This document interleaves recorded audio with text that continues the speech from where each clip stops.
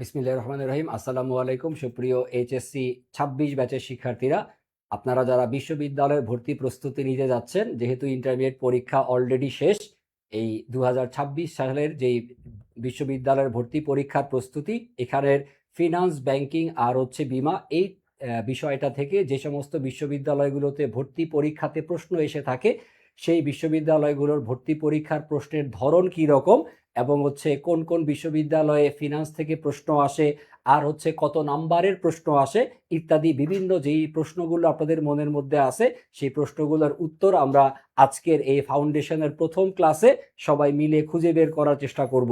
So সবাইকে welcome জানাচ্ছি আমাদের আজকের ফিনান্স, ব্যাংকিং, বিমার প্রথম ফাউন্ডেশন ক্লাসে। আমাদের বিশ্ববিদ্যালয়ের ভর্তি পরীক্ষাতে ফিনান্স, ব্যাংকিং ও বিমা এখান থেকে প্রশ্ন আসে যে বিশ্ববিদ্যালয়গুলোতে, তার মধ্যে প্রথমটা হচ্ছে ঢাকা বিশ্ববিদ্যালয়। আমাদের সবার টার্গেট হচ্ছে ঢাকা বিশ্ববিদ্যালয়ে চান্স পাওয়া। ম্যাক্সিমাম স্টুডেন্টদেরই কমার্সের, যাদের একটু জিপিএ ভালো তারা সবাই টার্গেট করে ঢাকা বিশ্ববিদ্যালয়ে চান্স পাবো। আর এই ঢাকা বিশ্ববিদ্যালয়ের ভর্তি পরীক্ষায় আপনার ফিনান্স থেকে এমসিকিউতে প্রশ্ন আসে টোটাল 12টা, আর আপনার লিখিত বিষয়ের প্রশ্ন আসে 8টা। টোটাল 20 নম্বরের ভর্তি পরীক্ষার প্রশ্ন আমাদের ঢাকা ইউনিভার্সিটির পরীক্ষায় আসে ফিনান্স, ব্যাংকিং, বিমা থেকে।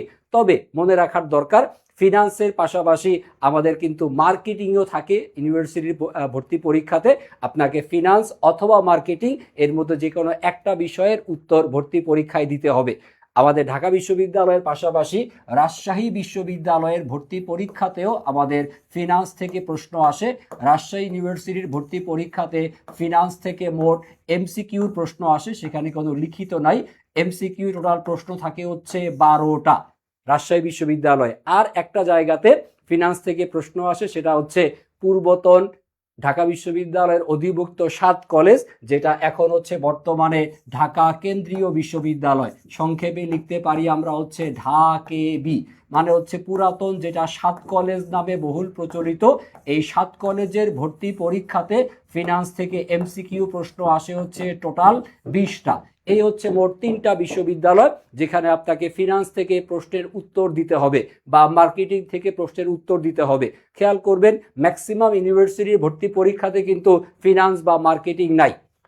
জগন্নাথের পরীক্ষাতে নাই, জাহাঙ্গীরনগরে নাই, তারপরে আপনার গুচ্ছের পরীক্ষাতে নাই। খেয়াল করে দেখেন আছে কোথায় কোথায়, ঢাকাতে, রাজশাহীতে আর সেন্ট্রাল বিশ্ববিদ্যালয়। সো প্রশ্ন স্যার আমরা কি ফিনান্স অ্যান্সার করব নাকি মার্কেটিং অ্যান্সার করব? সমাধানটা এই, স্যার ফিনান্স উত্তর করলেও ঢাকা বিশ্ববিদ্যালয়ের যে এরকমের 20টা কোশ্চেন আছে, মার্কেটিংয়েও সেম 20টা কোশ্চেনই আপনাকে উত্তর করতে হবে। এমন না যে মার্কেটিং অ্যান্সার করলে প্রশ্ন আপনার জন্য কম করবে। প্রশ্নের সংখ্যা ঠিকই থাকবে, বাট আপনাকে এখন সিদ্ধান্ত নেওয়ার দরকার আপনার জন্য কি ফিনান্সটা সহজ হবে নাকি মার্কেটিংটা সহজ হবে।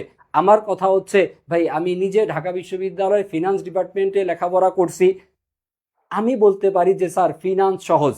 কেন সহজ? কারণ আমি ফিনান্স পড়ছি, তাই আমার কাছে ফিনান্স সহজ মনে হয়। ঠিক তেমনি আপনি যদি ইন্টারমিডিয়েটে ফিনান্স পড়ে আসেন, তাহলে আপনার জন্য ইউনিভার্সিটির ভর্তি পরীক্ষাতে ফিনান্স উত্তর করাটা সহজ। যদি ইন্টারমিডিয়েটে আপনার ফিনান্স থাকে, তাহলে আপনি স্যার ফিনান্স উত্তর করেন। সমস্যা তাদের জন্য যাদের ফিনান্সও আছে, মার্কেটিংও আছে। তারা পড়ে যায় দুই নৌকার মধ্যে পা দিয়ে, ফিনান্সে যাব নাকি মার্কেটিং অ্যান্সার করব। মার্কেটে একটা বহুল প্রচলিত কথা আছে যে ফিনান্সের প্রশ্ন নাকি কঠিন হয়, ফিনান্সে নাকি অনেক বড় বড় কঠিন কঠিন ম্যাথ আসে ইউনিভার্সিটির পরীক্ষায়। এটা একটা মিথ, এটা একটা গুজব। এই গুজবটাতে আপনি কান দেওয়ার দরকার নাই। আপনি আমার সাথে আজকের ক্লাসে জাস্ট দেখার চেষ্টা করেন যে বিগত বছরগুলোতে বিশ্ববিদ্যালয় ভর্তি পরীক্ষাতে ফিনান্সের প্রশ্ন কি রকমের আসছে, সেটা যদি আপনি নিজে মোটামুটি চোখে আঙ্গুল দিয়ে দেখতে পারেন যে অঙ্ক আসে বেশি না হচ্ছে আপনার থিওরিটিক্যাল পার্টটা বেশি আসে, আপনার কি এখানে বেসিক কনসেপ্ট থেকে প্রশ্ন আসে নাকি খুব বেশি পরিমাণে পেঁচানো গোছানো প্রশ্ন আসে, আসেন আমরা ইউনিভার্সিটির ভর্তি পরীক্ষার প্রশ্ন সমাধানের মাধ্যমেই খুঁজে বের করার চেষ্টা করি ফিনান্স সহজ হবে নাকি ফিনান্স কঠিন হবে। তবে একটা কথা শুরুতেই বলে নেওয়ার দরকার, সেটা হচ্ছে ঢাকা বিশ্ববিদ্যালয়ে যে কয়টা সাবজেক্টে আপনাকে ভর্তি পরীক্ষা দিতে হয় তার মধ্যে সবচাইতে বেশি বেসিক কনসেপ্টের উপর ভিত্তি করে প্রশ্ন করা হয় যে সাবজেক্টে, সেটার নামই হচ্ছে ফিনান্স, ব্যাংকিং ও বিমা। এখানে খুব বেশি পরিমাণ আপনাকে পড়তে হবে না, বাট যতটুকু আপনি শিখবেন ততটুকু একদম পূর্ণাঙ্গ বেসিক কনসেপ্ট ক্লিয়ার করে আপনাকে পড়তে হবে বা শিখতে হবে। সো ইন্টারমিডিয়েটে যারা হচ্ছে একটু ফাঁকিবাজি করে আসছেন তারা একটু সাবধান হয়ে যান, ফিনান্সে আপনাকে বেসিক বিষয়গুলো একটু ক্লিয়ার হইতে হবে। খেয়াল করি শুরুতেই আমাদের জন্য সামনে যে প্রশ্ন দেওয়া আছে 1 নাম্বার, এটা ঢাকা বিশ্ববিদ্যালয় 2025-26 অর্থাৎ গত বছর ভর্তি পরীক্ষায় আসছে। এই যে প্রশ্নটা দেখতে পাচ্ছি আমরা, এই প্রশ্নটা আসছে হচ্ছে কোন টপিক থেকে? এটা আসছে ফিনান্সের প্রথম পত্রের প্রথম অধ্যায়, যেটার নাম হচ্ছে অর্থায়নের সূচনা। এই অর্থায়নের সূচনা টপিক থেকে আমাদের একটা বেসিক এমসিকিউ প্রশ্ন আসছে, আসেন দেখি এইটা সমাধান করার চেষ্টা করি আমরা। প্রশ্ন হচ্ছে কোনটি আর্থিক ব্যবস্থাপকের কাজ? ফিনান্সের যিনি ম্যানেজার থাকবেন, আর্থিক ব্যবস্থাপক, তার মূলত কাজ কি? আমরা জানি সবাই আর্থিক ব্যবস্থাপকের কাজ হচ্ছে মূলত 3টা, যার মধ্যে প্রথম কাজটা হচ্ছে তার কি? প্রথম কাজটা হচ্ছে বিনিয়োগের সিদ্ধান্ত নেওয়া, অত্যন্ত গুরুত্বপূর্ণ একটা কাজ বিনিয়োগের সিদ্ধান্ত। 2 নাম্বার কাজ হচ্ছে তার অর্থায়নের সিদ্ধান্ত গ্রহণ করা, আর 3 নাম্বার হচ্ছে লভ্যাংশ বিষয়ক সিদ্ধান্ত গ্রহণ করা। সো এইটা ইন্টারমিডিয়েটের বইয়ের মধ্যেই লিখে দেওয়া আছে। সো যদি আপনি প্রথম চ্যাপ্টারটা ভালো মতো বেসিক বিষয়গুলো ক্লিয়ার করে পড়ে থাকেন, আপনি ইজিলি এটার অ্যান্সার দিয়ে ফেলতে পারবেন। আমরা জানি যে আমরা যখন কোনো প্রকল্পে অর্থ বিনিয়োগ করতে চাই অথবা কোনো একটা স্থায়ী সম্পত্তি ক্রয় করতে চাই, সেই জন্য আমরা যে সিদ্ধান্তটা নেই এটাকেই বলা হয় হচ্ছে বিনিয়োগের সিদ্ধান্ত। বিনিয়োগের সিদ্ধান্ত টোটাল 2 ধরনের হতে পারে। বিনিয়োগ সিদ্ধান্ত হবে হচ্ছে 2 ধরনের সিদ্ধান্ত। একটা হচ্ছে দীর্ঘমেয়াদী বিনিয়োগ করার জন্য যেই প্রকল্পটা বা যে সিদ্ধান্তটা আমরা নেই সেটাকে বলা হয় হচ্ছে মূলধন বাজেটিং। মূলধন বাজেটিং যখন আপনার কোনো দীর্ঘমেয়াদী প্রকল্পে বিনিয়োগের সিদ্ধান্ত নেবেন তখন হচ্ছে মূলধন বাজেটিং করতে হয়, ক্যাপিটাল বাজেটিং যেটার নাম। আরেকটা সিদ্ধান্ত যেটা, সেটা হচ্ছে চলতি মূলধন ব্যবস্থাপনা। চলতি মূলধন অর্থাৎ ব্যবসায় প্রতিষ্ঠানে স্বল্প মেয়াদি যে সমস্ত সিদ্ধান্তগুলো আপনাকে নিতে হয় বিনিয়োগের বা অর্থায়নের, এটাকে চলতি মূলধন ব্যবস্থাপনা বলে, ওয়ার্কিং ক্যাপিটাল ম্যানেজমেন্ট। আর এই দুটাই হচ্ছে আমাদের বিনিয়োগ সম্পর্কিত সিদ্ধান্ত, যেই সিদ্ধান্তটা কে নেবেন? আর্থিক ব্যবস্থাপক নিয়ে থাকবেন। ওকে, আসেন আমরা পরবর্তী প্রশ্নে যাওয়ার চেষ্টা করি। তবে তার আগে একটা কথা বলে নেওয়া ভালো, এই যে অর্থায়নের সূচনা, এই চ্যাপ্টারটা থেকে প্রত্যেক বছরই মূলত যে সমস্ত জায়গা থেকে ইউনিভার্সিটির পরীক্ষায় প্রশ্ন আসে সেই জায়গাগুলো একটু ভালো মতো ক্লিয়ার হয়ে যান আমার সাথে। প্রথম যেটা আপনি শিখবেন সেটা হচ্ছে আপনার অর্থায়নের কার্যাবলী। অর্থায়নের কার্যাবলী এই জায়গাটা থেকে প্রায়ই প্রশ্ন আসে। অর্থায়নের কার্যাবলী পড়তে গেলেই আপনি আর্থিক ব্যবস্থাপকের কাজ কি কি সেটা আপনি খুব সহজেই জেনে যেতে পারবেন। তারপরে অন্য যে জায়গা থেকে প্রশ্ন আসে সেটা হচ্ছে গুরুত্বপূর্ণ অর্থায়নের লক্ষ্য। অর্থায়নের লক্ষ্য এই জায়গাটা থেকে ম্যাক্সিমাম ইউনিভার্সিটির পরীক্ষাতে প্রশ্ন আসে। আমরা সবাই জানি অর্থায়নের লক্ষ্যকে 2 ভাগে ভাগ করা হয়, একটা হচ্ছে মুনাফা সর্বোচ্চকরণ আর একটা হচ্ছে সম্পদ সর্বাধিকরণ। আপনার দীর্ঘমেয়াদী সিদ্ধান্তটা কি হবে? দীর্ঘমেয়াদী লক্ষ্য হবে সম্পদের পরিমাণ সর্বোচ্চ করা, আর শর্ট টার্ম গোল হবে বা স্বল্পমেয়াদী লক্ষ্য হবে কি? মুনাফার পরিমাণ কিভাবে বৃদ্ধি করা যায়। তাহলে মুনাফা বৃদ্ধি করা বা মুনাফা সর্বোচ্চকরণ করা এটা হচ্ছে অর্থায়নের স্বল্পমেয়াদী লক্ষ্য। আর সম্পদ সর্বাধিকরণ করা এটা হচ্ছে অর্থায়নের দীর্ঘমেয়াদী লক্ষ্য। আরেকটা জায়গা থেকে ইউনিভার্সিটির পরীক্ষাতে প্রশ্ন আসে, সেটা হচ্ছে স্যার অর্থায়নের নীতি। অর্থায়নের নীতি এই জায়গাটা অত্যন্ত গুরুত্বপূর্ণ। অর্থায়নের নীতি, যেমন আমরা জানি যে অর্থায়নের কি কি নীতি আছে। অর্থায়নের নীতির মধ্যে প্রথমটা হচ্ছে ঝুঁকি ও মুনাফার নীতি। যত বেশি ঝুঁকি তত বেশি আপনার কি হবে, মুনাফা হবে। তাহলে ঝুঁকি এবং মুনাফার মধ্যে সম্পর্ক হচ্ছে পজিটিভ সম্পর্ক, ধনাত্মক সম্পর্ক। যত ঝুঁকির পরিমাণ বাড়বে তত আপনার মুনাফার পরিমাণ বাড়বে। তারপরে হচ্ছে তারল্য ও মুনাফার নীতি। এখানে আবার সম্পর্কটা হচ্ছে বিপরীতমুখী। তারল্য যদি আপনার বাড়ে তখন আপনার মুনাফার পরিমাণটা কি হবে, কমে যাওয়ার সম্ভাবনা আছে। তারল্য মুনাফার নীতি। গুরুত্বপূর্ণ যে নীতিটা আপনি অবশ্যই পড়বেন সেটা হচ্ছে স্যার পোর্টফোলিও নীতি। পোর্টফোলিও নীতি এই জায়গা থেকে প্রশ্ন আসবেই। পোর্টফোলিও নীতি এখান থেকে প্রশ্ন আসবেই, নিশ্চিত থাকেন। পোর্টফোলিও নীতি। পোর্টফোলিও নীতি মানে কি, আপনি একটা সম্পত্তিতে বিনিয়োগ না করে একাধিক সম্পত্তিতে বিনিয়োগ করা।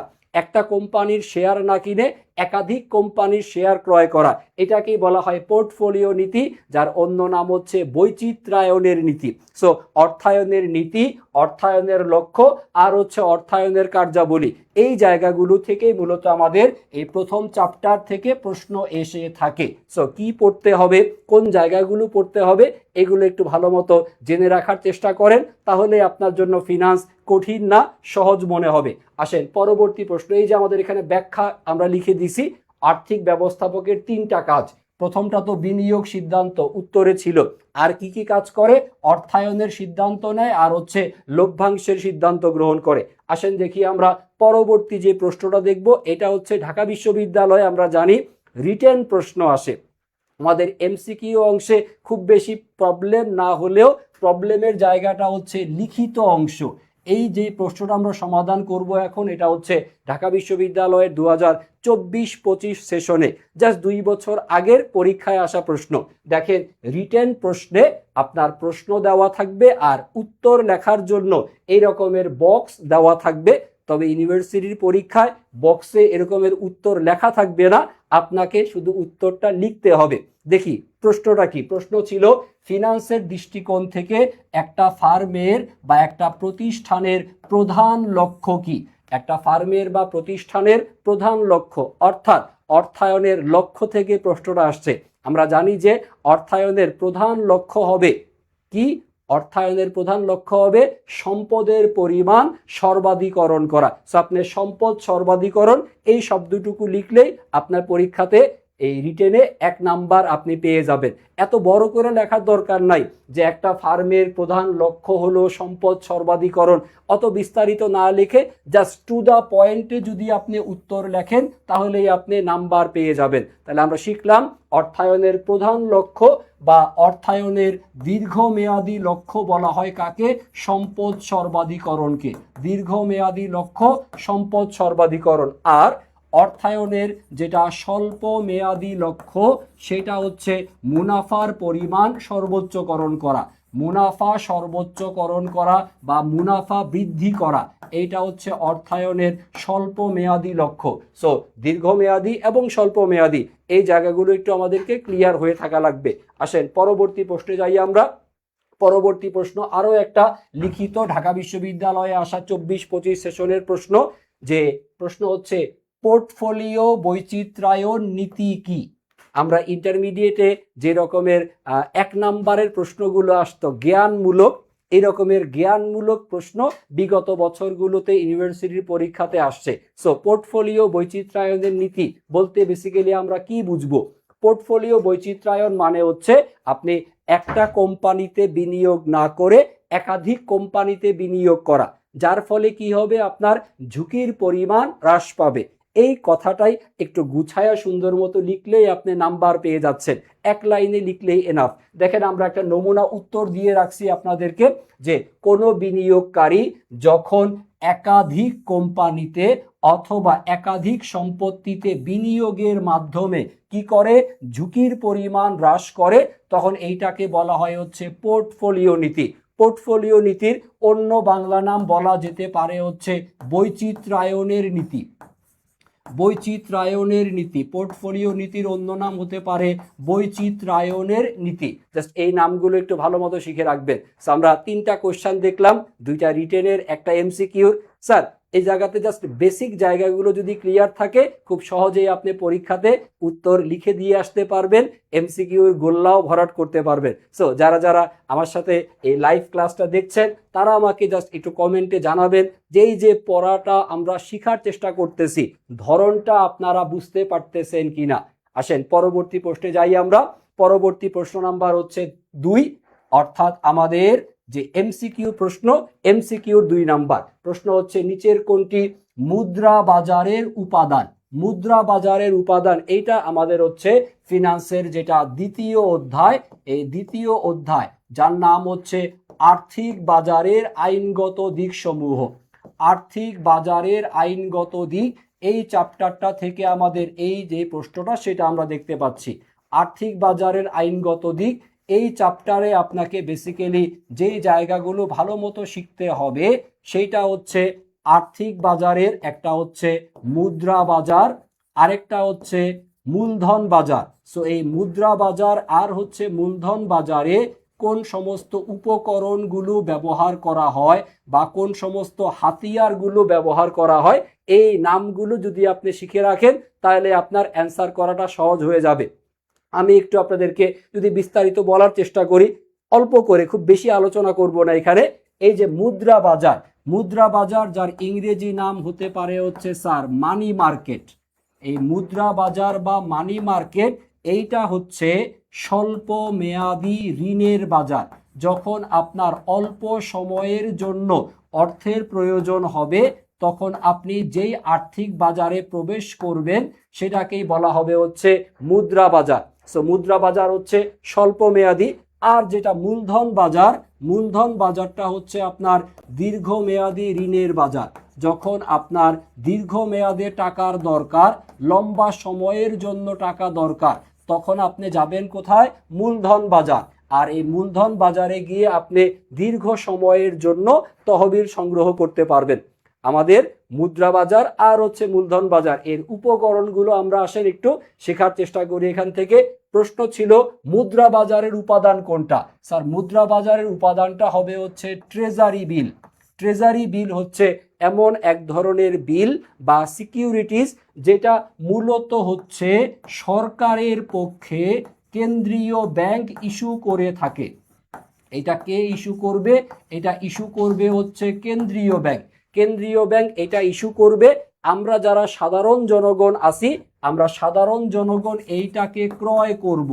আমরা সাধারণ জনগণ যখন এটা ক্রয় করব তার মানে হচ্ছে আমরা বাংলাদেশের সরকারকে ঋণ দিচ্ছি।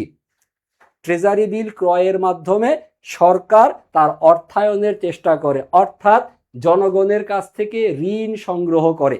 সো আপনি ট্রেজারি বিল ক্রয় করার মাধ্যমে আপনি সরকারকে ঋণ দিচ্ছেন। আর এই যে ট্রেজারি বিল এটা কে ইস্যু করবে বা কে বিক্রয় করবে? কেন্দ্রীয় ব্যাংক ইস্যু করবে। আর এটা বিক্রয়ের ক্ষেত্রে গুরুত্বপূর্ণ একটা তথ্য মনে রাখবেন, ট্রেজারি বিল সবসময় অবহারে বা বাট্টায় বিক্রয় করা হয়। এটা বিক্রয় করা হবে হচ্ছে অবহারে বা বাট্টায়, অর্থাৎ এটার গায়ে যত টাকা দাম লেখা আছে তার চাইতে কম দামে এটা বিক্রয় করা হবে। এবং এই ট্রেজারি বিলের সময় সীমাটা হচ্ছে 3 মাস, 6 মাস এই রকমের সময়ের জন্য হতে পারে। অর্থাৎ স্বল্প সময়ের জন্য সরকারকে ঋণ দিচ্ছেন আপনি, এটার নামই হবে হচ্ছে ট্রেজারি বিল। আর এই ট্রেজারি বিলটা হচ্ছে কিসের উপাদান? ট্রেজারি বিলটা হচ্ছে মুদ্রা বাজারের উপাদান। ট্রেজারি বিল ছাড়াও বাণিজ্যিক পত্র, তারপর হচ্ছে পুনঃক্রয় চুক্তিপত্র বা ব্যাংকের স্বীকৃতিপত্র, এগুলাকে আমরা মুদ্রা বাজারের উপকরণ বলে থাকি।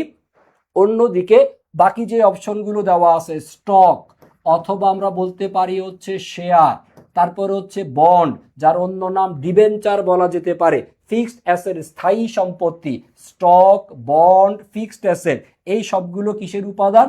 এগুলো সব তো দীর্ঘমেয়াদী। সো দীর্ঘমেয়াদী হলে এগুলো হবে হচ্ছে মূলধন বাজারের উপাদান। তাহলে মূলধন বাজারে গিয়ে আপনি শেয়ার, ঋণপত্র, বন্ড কেনাবেচা করবেন।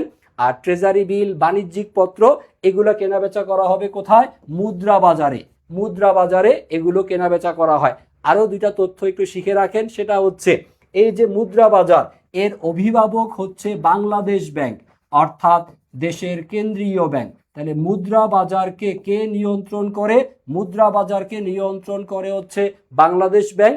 অপরদিকে মূলধন বাজার, যেটা হচ্ছে দীর্ঘমেয়াদী ঋণের জন্য ব্যবহার করা হয়, এই মূলধন বাজারকে নিয়ন্ত্রণ করে যে প্রতিষ্ঠান, তার নাম হচ্ছে বিএসইসি।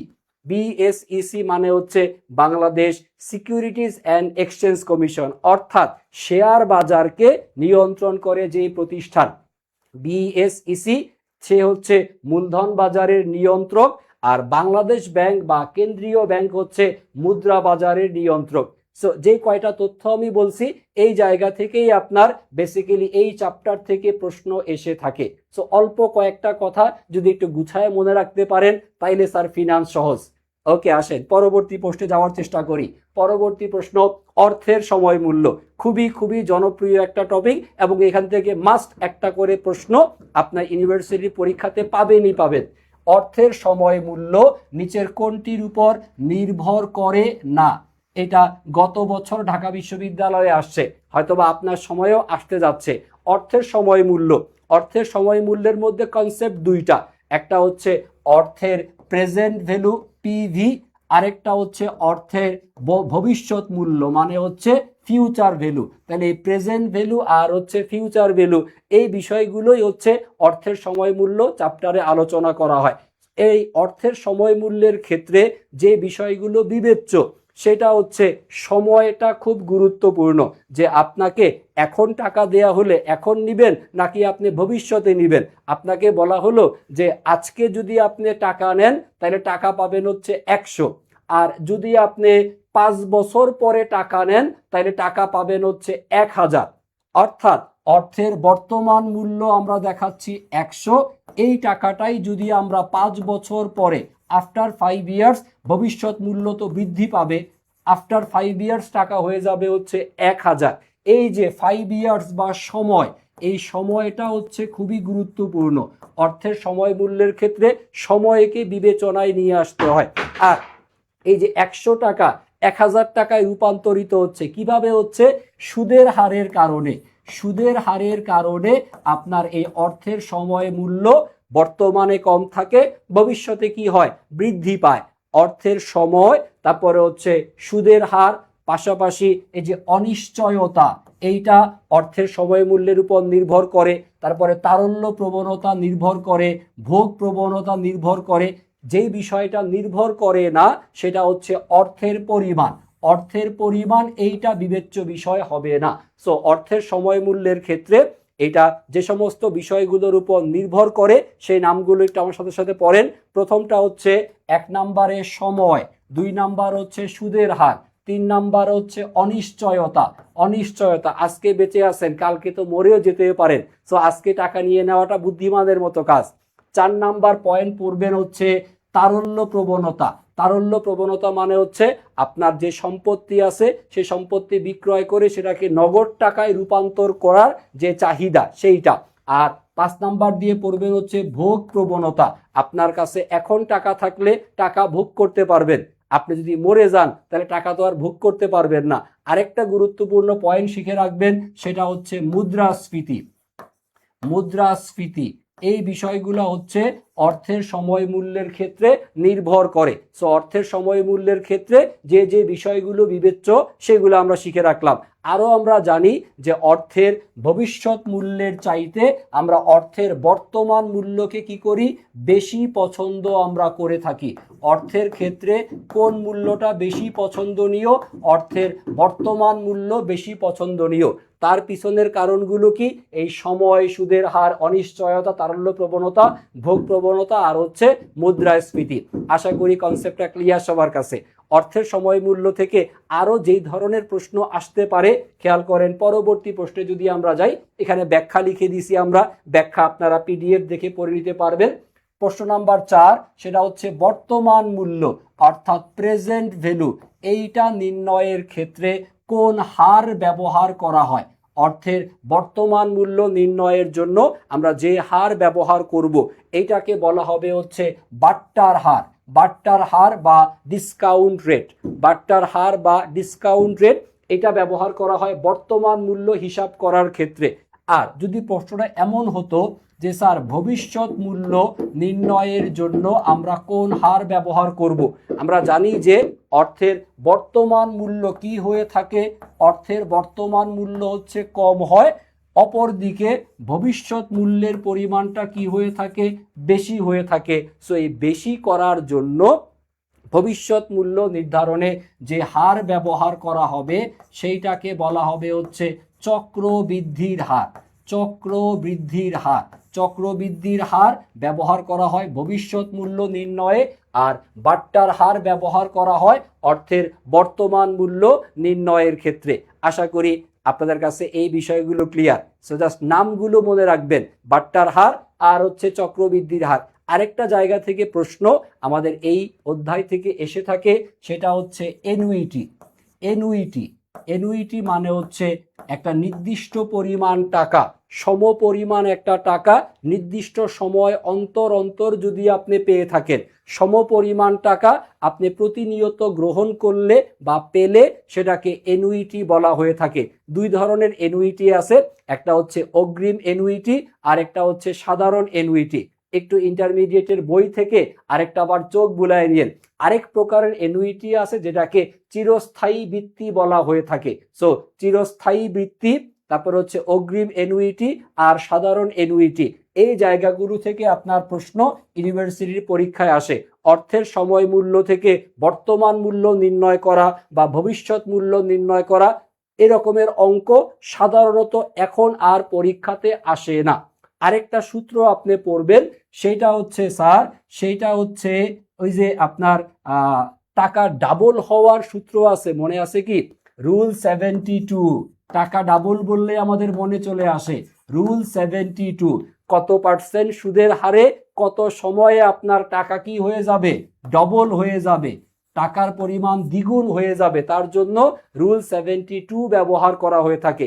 এই রুল 72 এটা বেশ সহজ, বাট মাঝে মধ্যে রাজশাহী ইউনিভার্সিটির পরীক্ষাতে বা ঢাকা সেন্ট্রাল ইউনিভার্সিটির পরীক্ষাতে এই টপিক থেকে ছোট্টখাটো ম্যাথ পরীক্ষাতে আসতে দেখা যায়। এই হলো আমাদের অর্থের সময় মূল্য চ্যাপ্টার। এই বেসিক বিষয়গুলো আমরা পড়বো, অঙ্ক করতে হবে না, বাট আপনাকে হচ্ছে বেসিক কনসেপ্টের জায়গাগুলো ক্লিয়ার রাখতে হবে। আমাদের ফিনান্সের 3 নাম্বার যে চ্যাপ্টার অর্থের সময় মূল্য বেশ গুরুত্বপূর্ণ। ঠিক একই রকম ভাবে 4 নাম্বার যে অধ্যায়টা আর্থিক বিশ্লেষণ, এটা স্যার মোটেও ইম্পর্টেন্ট না, প্রশ্ন আসে না বললেই চলে। 5 নাম্বার অধ্যায়ে আছে আমাদের স্বল্পমেয়াদী অর্থায়ন।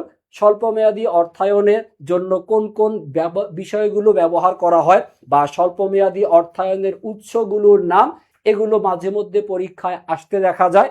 বাট এখান থেকে স্বল্পমেয়াদী অর্থায়নের ক্ষেত্রে ব্যবসায় ঋণের খরচ বের করা, এই টপিকটা বা এই ম্যাথটা একটু ভালো মতো দেখতে হবে, পরীক্ষায় হয়তো বা আসতেও পারে, ব্যবসায় ঋণের খরচ নির্ণয় করা। তারপরে 6 নাম্বার যে অধ্যায় আমাদের দীর্ঘমেয়াদী অর্থায়ন, এই দীর্ঘমেয়াদী অর্থায়ন অংশে আমরা হচ্ছে বন্ড বা ডিবেঞ্চার সম্পর্কে শিখে থাকি। এই বন্ড বা ডিবেঞ্চার থেকে আমরা একটা রিটেন প্রশ্ন দেখতে চাই, যা গত বছর পরীক্ষাতে আসছে ঢাকা বিশ্ববিদ্যালয়ে। প্রশ্নটা ছিল যে বন্ড আর হচ্ছে ডিবেঞ্চার এর মধ্যে বেসিক্যালি পার্থক্যটা কি। মনে রাখবেন, বন্ডের অন্য নাম বলা যেতে পারে হচ্ছে ঋণপত্র। বন্ডের অন্য নাম কি বলা যাবে, ঋণপত্র। আর ডিবেঞ্চার এটা ভিন্ন একটা বিষয়। খেয়াল করে দেখেন, এই ঋণপত্র আর ডিবেঞ্চার এর মধ্যে বেসিক পার্থক্যটা হচ্ছে আপনার জামানত বা নিরাপত্তা। জামানত বা নিরাপত্তা, অর্থাৎ একটা কোম্পানি যখন আপনার কোনো বন্ড বাজারে ইস্যু করে বা ডিবেঞ্চার বাজারে ইস্যু করে, এর বিপরীতে কোম্পানি যদি জামানত বা নিরাপত্তা হিসেবে কোনো ফান্ড রেখে থাকে, তার উপর ভিত্তি করে এই নামকরণগুলো হয়। আমরা যদি কোনো বিষয়ের উপরে জামানত রেখে থাকি, আমরা যদি কোনো তহবিল জমা রাখি, তখন সেটাকে বলা হবে হচ্ছে বন্ড। তাহলে বন্ড হচ্ছে জামানত যুক্ত ঋণপত্র। সো কোম্পানি যখন বন্ড ইস্যু করে, এর বিপরীতে সে কি রাখে, সে কোনো একটা সম্পত্তিকে বন্ধক হিসেবে রাখতে পারে। আর ডিবেঞ্চার যে বিষয়টা, ডিবেঞ্চার হচ্ছে আপনার জামানতবিহীন, জামানতবিহীন ঋণপত্র, এর জন্য কোনো জামানত রাখা হয় না। সো আপনি যদি একজন ইনভেস্টর বা বিনিয়োগকারী হন, বিনিয়োগকারীদের দৃষ্টিকোণ থেকে সবচাইতে নিরাপদ বিনিয়োগের জায়গাটা হবে এই জামানত যুক্ত ঋণপত্র ক্রয় করা। সো ঋণপত্র বা ডিবেঞ্চার, এটাকে আমরা বেসিক্যালি দুই ভাগে ভাগ করি। যার জন্য জামানত রাখা হয় সেটা হচ্ছে ঋণপত্র বা বন্ড, আর যার জন্য জামানত রাখা হয় না সেটাকে বলা হয় হচ্ছে কি, সেটাকে বলে হচ্ছে ডিবেঞ্চার। সো একজন বিনিয়োগকারীদের জন্য ডিবেঞ্চারে বিনিয়োগ না করে জামানত যুক্ত ঋণপত্রে বিনিয়োগ করাটা অতি উত্তম সিদ্ধান্ত হবে। সো পরীক্ষার উত্তরটা জাস্ট এটা লিখলেই হবে যে বন্ড ডিবেঞ্চারের মধ্যে পার্থক্য হচ্ছে জামানত বা নিরাপত্তা। এই জামানত বা নিরাপত্তা শব্দটুকু লিখলেই এনাফ, বাট চাইলে আপনি এলাবোরেট করে যদি লিখতে চান লিখতে পারেন, বাট পরীক্ষার হলে যে জায়গাটুকু দেওয়া থাকবে এখানে 1 বা 2 লাইনের বেশি চাইলেও আপনি লিখতে পারবেন না। বেশি লিখলেই বেশি নাম্বার পাবেন এমন না, এখানে 1 নাম্বার বরাদ্দ, মূল বিষয়টা লিখলেই আপনি নাম্বার পেয়ে যাবেন। আসেন পরবর্তীতে খেয়াল করি আমরা আরো একটা প্রশ্ন, রিসেন্ট প্রশ্ন, জিরো কুপন বন্ড এইটা কি? বন্ডের বিভিন্ন প্রকার ভেদের মধ্যে অত্যন্ত গুরুত্বপূর্ণ হচ্ছে এই zero coupon bond. Zero coupon bond এইটাও গত বছর পরীক্ষায় আসছে। জিরো কুপন বন্ড এর মূল বক্তব্য হচ্ছে যে বন্ডের গায়ে বা কোনো সুদের হার উল্লেখ করে দেওয়া থাকে না। নর্মালি বন্ডের মধ্যে সুদের পার্সেন্টেজ দেওয়া থাকে, কিন্তু যে বন্ডে কোনো সুদের হার থাকবে না এবং যে বন্ড সবসময় বাট্টায় বা অবহারে বিক্রয় করা হয় তাকে হচ্ছে জিরো কুপন বন্ড বলা হয়। এই কথাটা আমরা গুছায় যদি লিখতে চাই এইভাবে লিখতে পারি পরীক্ষার হলে, যে বন্ডে কোনো সুদের হার উল্লেখ থাকে না এবং যা লিখিত মূল্যের চেয়ে কম মূল্যে অর্থাৎ অবহারে বা বাট্টায় বিক্রয় করা হয় তাকেই বলা হবে হচ্ছে জিরো কুপন বন্ড। আশা করি ক্লিয়ার সবার কাছে। সো এই বন্ড চ্যাপ্টারটা বেশ গুরুত্বপূর্ণ পরীক্ষার জন্য। তারপরে অর্থাৎ দীর্ঘমেয়াদী অর্থায়ন যে চ্যাপ্টারটা, তারপরে দেখব আমরা পরবর্তী প্রশ্ন, নিচের কোনটি বাহ্যিক অর্থায়নের উৎস? বাহ্যিক অর্থায়নের উৎস প্রতিষ্ঠান তার ভিতরের যেই তহবিলগুলো থাকে এর মাধ্যমে অর্থায়ন করলে তাকে অভ্যন্তরীণ অর্থায়ন বলে, আর যদি প্রতিষ্ঠান বাহির থেকে অর্থ সংগ্রহ করে সেটাকে বাহ্যিক অর্থায়ন বলা হবে। বাহির থেকে অর্থ সংগ্রহ করবেন কিভাবে? শেয়ার বিক্রয়ের মাধ্যমে, ঋণপত্র বিক্রয়ের মাধ্যমে, ব্যাংক থেকে ঋণ গ্রহণের মাধ্যমে। তাহলে বাহ্যিক অর্থায়নের উৎস হবে কোনটা? বাহ্যিক অর্থায়নের উৎস হবে হচ্ছে শেয়ার ইস্যু করা। এটা হতে পারে সাধারণ শেয়ার, হতে পারে অগ্রাধিকার শেয়ার, অথবা প্রশ্নে ঋণপত্র ইস্যু, এইটাও দেওয়া থাকতে পারত। আর বাকি যে অপশনগুলো দেখতে পাচ্ছেন, সংরক্ষিত আয় বা অবচয় তহবিলের বিষয়টা, তারপরে প্রভিডেন্ট ফান্ড, এগুলাকে বলা হবে অর্থায়নের অভ্যন্তরীণ উৎস।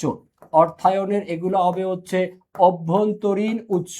সো এই অর্থায়নের উৎসগুলো সম্পর্কে একটু ভালো মতো আমরা শিখে নেওয়ার চেষ্টা করব। তারপরে দেখি পরবর্তী প্রশ্ন কি আসছে। অগ্রাধিকার শেয়ারকে কেন সংকর জাতীয় সিকিউরিটি বলা হয়? এই অগ্রাধিকার শেয়ারকে সংকর সিকিউরিটি বা হাইব্রিড সিকিউরিটি কেন বলা হবে? এই প্রশ্নটা আসছে হচ্ছে আমাদের মূলধন ব্যয় চ্যাপ্টার থেকে। মূলধন ব্যয় চ্যাপ্টারে আমরা সাধারণ শেয়ারের মূল্য নির্ণয় করছি, অগ্রাধিকার শেয়ারের মূল্য নির্ধারণ করছি আমরা, তারপরে হচ্ছে সংরক্ষিত মুনাফার ব্যয় কত হয় সেটা নির্ণয় করা শিখছি, ঋণপত্রের মূল্য নির্ধারণ করা শিখছি। বাট কোনো অঙ্ক পরীক্ষাতে আসে না, আসে হচ্ছে এরকমের বেসিক জায়গা থেকে প্রশ্ন। অগ্রাধিকার শেয়ার এর বৈশিষ্ট্য হচ্ছে যেহেতু এটা শেয়ার, তার মানে এটা হচ্ছে ইকুইটি মূলধনের একটা অংশ, অর্থাৎ শেয়ার হোল্ডারদের স্বত্বের অংশ। বাট অগ্রাধিকার শেয়ার হোল্ডাররা প্রত্যেক বছর নির্দিষ্ট হারে লভ্যাংশ পাবে। তাদের লভ্যাংশের হার নির্দিষ্ট, যেটা সাধারণ শেয়ার হোল্ডারদের জন্য নির্দিষ্ট নয়। অগ্রাধিকার শেয়ার হোল্ডাররা যেহেতু প্রত্যেক বছর নির্দিষ্ট হারে লভ্যাংশ পাবে, তাই এই যে বৈশিষ্ট্যটা ঋণপত্রের মতো, কারণ ঋণপত্র হোল্ডাররা প্রত্যেক বছর ঋণপত্রের উপরে সুদ পেয়ে থাকে, অগ্রাধিকার শেয়ার হোল্ডাররা প্রত্যেক বছরে লভ্যাংশ পেয়ে থাকে। বৈশিষ্ট্যটা ঋণপত্রের সাথে মিল আছে বিধায় এটাকে একাধারে আপনি ইকুইটি বলবেন অন্যদিকে এটাকে আপনি কি বলবেন, ঋণপত্রের মতো দায় হিসেবে বিবেচনা করবেন। যেহেতু এখানে দুইটা বৈশিষ্ট্য আছে, তাই এইটাকে বলা হবে হচ্ছে সংকর জাতীয় সিকিউরিটিজ। কিভাবে লিখবো, অগ্রাধিকার শেয়ারে সাধারণ শেয়ার আর হচ্ছে বন্ড, এই দুইটা বিষয়েরই কি থাকে, বৈশিষ্ট্য বিদ্যমান থাকে বলে এটাকে বলা হয় হচ্ছে সংকর জাতীয় সিকিউরিটি, বা এর অন্য নাম আমরা হাইব্রিড সিকিউরিটি বলতে পারি, হাইব্রিড সিকিউরিটি বলা যেতে পারে। এই প্রশ্ন এমসিকিউ আকারেও আসছে এর আগে, আবার রিটেন আকারেও গত বছর পরীক্ষায় দিয়ে দিছে। আসেন পরবর্তী প্রশ্নে যাই আমরা। পরবর্তী প্রশ্নে যাওয়ার আগে জাস্ট একটা কোর্সের কথা আপনাদেরকে একটু স্মরণ করাই দিতে চাই। যারা এই বছর কমার্সের স্টুডেন্ট, বিশ্ববিদ্যালয়ে চান্স পেতে চান, আপনার পাবলিক বিশ্ববিদ্যালয়ে পড়ার স্বপ্ন পূরণের জন্য কমার্স হান্টার্স নিয়ে আসছে সি ইউনিটের কমপ্লিট কোর্স। যতগুলো পাবলিক বিশ্ববিদ্যালয়ে ভর্তি পরীক্ষা দেওয়ার সুযোগ থাকবে, সেই সবগুলো বিশ্ববিদ্যালয়ের ভর্তি প্রস্তুতি ইনশাল্লাহ একটা কোর্সে হয়ে যাবে। সো যারা যারা চিন্তা করতেছি যে আমি আমার বিশ্ববিদ্যালয়ে ভর্তি প্রস্তুতি কিভাবে নিব, চোখ বন্ধ করে আপনি কমার্স হান্টার্সে ভর্তি হয়ে যান, আর বাকি দায়িত্বটা আমরা ইনশাল্লাহ যার যার কাঁধে তুলে নিচ্ছি। প্রত্যেকটা সাবজেক্টের জন্য আপনি বিষয়ভিত্তিক স্পেশালাইজ শিক্ষক পেয়ে যাবেন, এবং যারা হচ্ছে দীর্ঘ সময় ধরে এইরকম স্টুডেন্টদেরকে বিশ্ববিদ্যালয়ের বারান্দায় পৌঁছে দিতে পারছে। সো যারা যারা বিশ্ববিদ্যালয়ে চান্স পাইতে চাই, তারা খুব বেশি দেরি না করে মাত্র 4,099 টাকা দিয়ে আপনি হচ্ছে বিশ্ববিদ্যালয়গুলোর প্রস্তুতি এখন থেকে ইনশাল্লাহ শুরু করে দিতে পারেন। আপনার একদম গুচ্ছ পর্যন্ত বা ইভেন ঢাকা কেন্দ্রীয় বিশ্ববিদ্যালয়ের ভর্তি পরীক্ষা পর্যন্ত, অর্থাৎ সর্বশেষ যেই পাবলিক ইউনিভার্সিটির পরীক্ষা হবে এই সেশনে, সেই পর্যন্ত ইনশাল্লাহ আমরা আপনাদের পাশে থাকব। ওকে, আসেন খেয়াল করি আমরা আমাদের ফিনান্সের পরবর্তী অধ্যায়ের একটা প্রশ্ন। এই অধ্যায়টা বা এই প্রশ্নটা যেই চ্যাপ্টার থেকে আসছে সেটা হচ্ছে আমাদের মূলধন বাজেটিং ও বিনিয়োগ সিদ্ধান্ত। এইটা অত্যন্ত অত্যন্ত গুরুত্বপূর্ণ একটা চ্যাপ্টার, মূলধন বাজেটিং ও বিনিয়োগ সিদ্ধান্ত। এখান থেকে স্যার প্রশ্ন আসবেই আসবে। মূলধন বাজেটিং ও বিনিয়োগ সিদ্ধান্ত, এই জায়গাতে আপনাকে ভালো মতো যে বিষয়গুলো পড়তে হবে সেইটা হচ্ছে গড় মুনাফার হার, অর্থাৎ এভারেজ রেট অফ রিটার্ন। এইটা কি, এটার সূত্র ভালো মতো পড়বেন। তারপরে পড়বেন হচ্ছে পে ব্যাক পিরিয়ড, নাম শুনছেন না, পে ব্যাক পিরিয়ড, বিনিয়োগের টাকা কত বছরের মধ্যে কত সময়ের মধ্যে ফেরত পান সেটা নির্ণয় করার জন্য হচ্ছে পে ব্যাক পিরিয়ড, এই পদ্ধতিটা ব্যবহার করা হয়ে থাকে। তারপরে আপনাকে পড়তে হবে হচ্ছে এনপিভি, নেট প্রেজেন্ট ভ্যালু, অর্থের বা বিনিয়োগের সুযোগকে বিশ্লেষণের জন্য সবচাইতে ভালো যে উপায়টা আমরা ব্যবহার করতে পারি সেটা হচ্ছে নেট প্রেজেন্ট ভ্যালু বের করা। তারপরে শিখতে হবে আন্ত আয়ের হার, ইন্টারনাল রেট অফ রিটার্ন। এই প্রত্যেকটা বিষয় থেকে আপনি যা যা পড়বেন সেটা হচ্ছে এই প্রত্যেকটা বিষয়ের সূত্র, এবং কি হলে প্রকল্প গ্রহণ হবে আর কি হলে প্রকল্প বাদ দিতে হবে, কখন গ্রহণ করব কখন বাদ দিব। যেমন আমরা বলতে পারি নেট প্রেজেন্ট ভ্যালুর মান যদি ধনাত্মক হয়, পজিটিভ রেজাল্ট আসলে প্রকল্প গ্রহণ করা হবে, নেগেটিভ রেজাল্ট আসলে প্রকল্প বাদ দিয়ে দেওয়া হবে। প্রকল্পকে আবার দুই ভাগে ভাগ করে, একটা স্বাধীন প্রকল্প, একটা পরস্পর বর্জনশীল প্রকল্প। যে প্রকল্প একটা, যে প্রকল্পের সাথে অন্য প্রকল্পের কোনো সম্পর্ক নাই, এটা স্বাধীন প্রকল্প। আর যখন একটা প্রকল্প বা একটা সম্পত্তিতে বিনিয়োগ করলে অটোমেটিক অন্য সম্পত্তিতে বিনিয়োগের সুযোগ আপনি হারিয়ে ফেলেন বা বর্জন হয়ে যায়, সেটাকে পরস্পর বর্জনশীল প্রকল্প বলা হয়ে থাকে। সো স্বাধীন প্রকল্পের নিয়ম আর পরস্পর বর্জনশীল প্রকল্পের নিয়ম, এই বিষয়গুলোই আপনাকে এই চ্যাপ্টার থেকে পড়তে হবে। আসেন দেখি আমাদের যে প্রশ্নটা গত বছর আগের বছর 24-25-এ আসছে সেটা সমাধান করি। যে বিনিয়োগের সুযোগকে বিশ্লেষণ করার সবচেয়ে ভালো বা উত্তম পদ্ধতি, সবচাইতে ভালো উত্তম সহজ পদ্ধতির নাম হচ্ছে নেট বর্তমান মূল্য নির্ণয় করা, নেট প্রেজেন্ট ভ্যালু নির্ধারণ করা। পরবর্তী প্রশ্নে যদি আমরা যাই, এটা হচ্ছে গত বছর পরীক্ষায় আসা প্রশ্ন 25-26-এর প্রশ্নে জিজ্ঞাসা করা হচ্ছে সীমিত সম্পদকে, যখন আপনার রিসোর্সের পরিমাণটা লিমিট থাকবে, অর্থাৎ আপনার যখন অর্থের কিছুটা সংকট থাকবে, বেশি পরিমাণ অঢেল পরিমাণ অর্থ আপনার কাছে নাই, একটা নির্দিষ্ট সীমা পর্যন্ত অর্থ আপনার আছে, এই সীমিত সম্পদকে বা লিমিটেড রিসোর্সটাকে নির্দিষ্ট গ্রহণযোগ্য প্রকল্প সমূহের মধ্যে এই যে বন্টন করার যে প্রক্রিয়া, এইটাকে কি বলা হয়? এই বন্টন করার প্রক্রিয়াকে আমরা বলবো যেটা, তার নাম হবে হচ্ছে মূলধনের বরাদ্দকরণ। আমার প্রকল্পগুলোর মধ্যে আমার সীমিত সম্পদকে সবচাইতে বেশি লাভজনক প্রকল্পে বিনিয়োগ করাটাকেই বলা হয় মূলধনের বরাদ্দকরণ, বা উত্তর হচ্ছে মূলধন রেশনিং। মূলধন রেশনিং এর সহজ বাংলা হচ্ছে মূলধন বরাদ্দকরণ।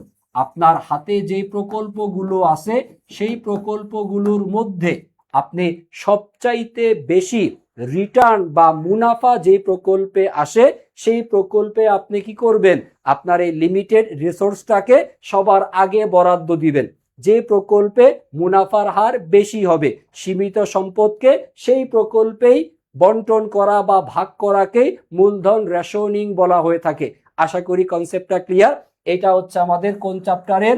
মূলধন বাজেটিং চ্যাপ্টারের শুরুর দিকে এটা আলোচনা দেওয়া আছে।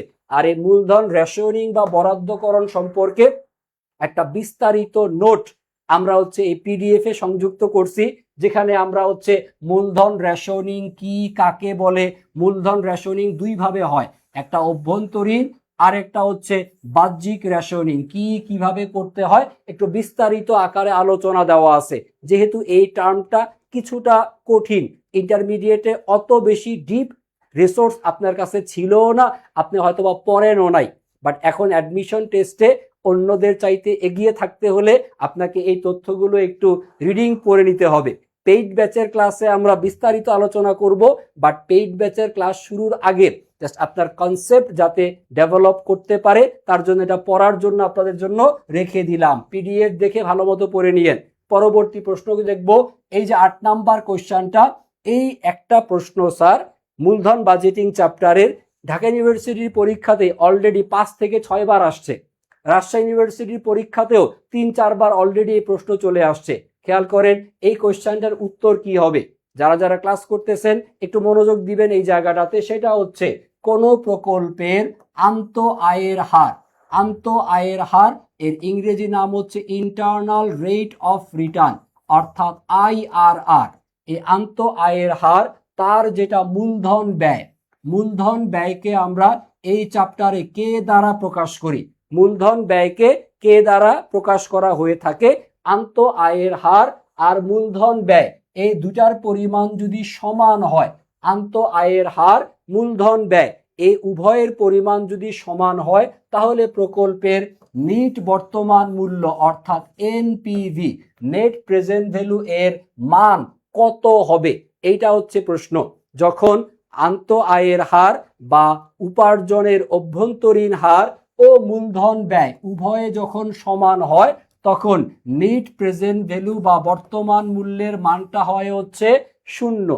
নেট প্রেজেন্ট ভ্যালুর মান হবে হচ্ছে 0। তাহলে সঠিক উত্তর হবে সি নাম্বার, 0 এর সমান, অর্থাৎ এনপিভি এর মান কত হবে? 0। এর পিছনের গ্রাউন্ড কি হবে? কোন লজিকে হবে? লজিক একটাই, সেটা হচ্ছে যখন আইআরআর এর পরিমাণ কিসের সমান হবে? মূলধন ব্যয়ের পরিমাণের সমান হবে, তখন নেট প্রেজেন্ট ভ্যালুর মান হবে হচ্ছে 0। এই প্রশ্নটা ইউনিভার্সিটির পরীক্ষাতে কোনো না কোনো জায়গাতে ডেফিনেটলি আপনার আসবে। এটা 24-25-এ আসছে, গত বছর আসে নাই, গত বছরের আগের বার আসছে। এই বছরে দেখবেন এই প্রশ্নটা আবার ঠিকই রিপিট করা হয়েছে এই চ্যাপ্টার থেকে। সো এইটা খুবই ইম্পর্টেন্ট প্রশ্ন, একটু ভালো মতো মনে রাখবেন।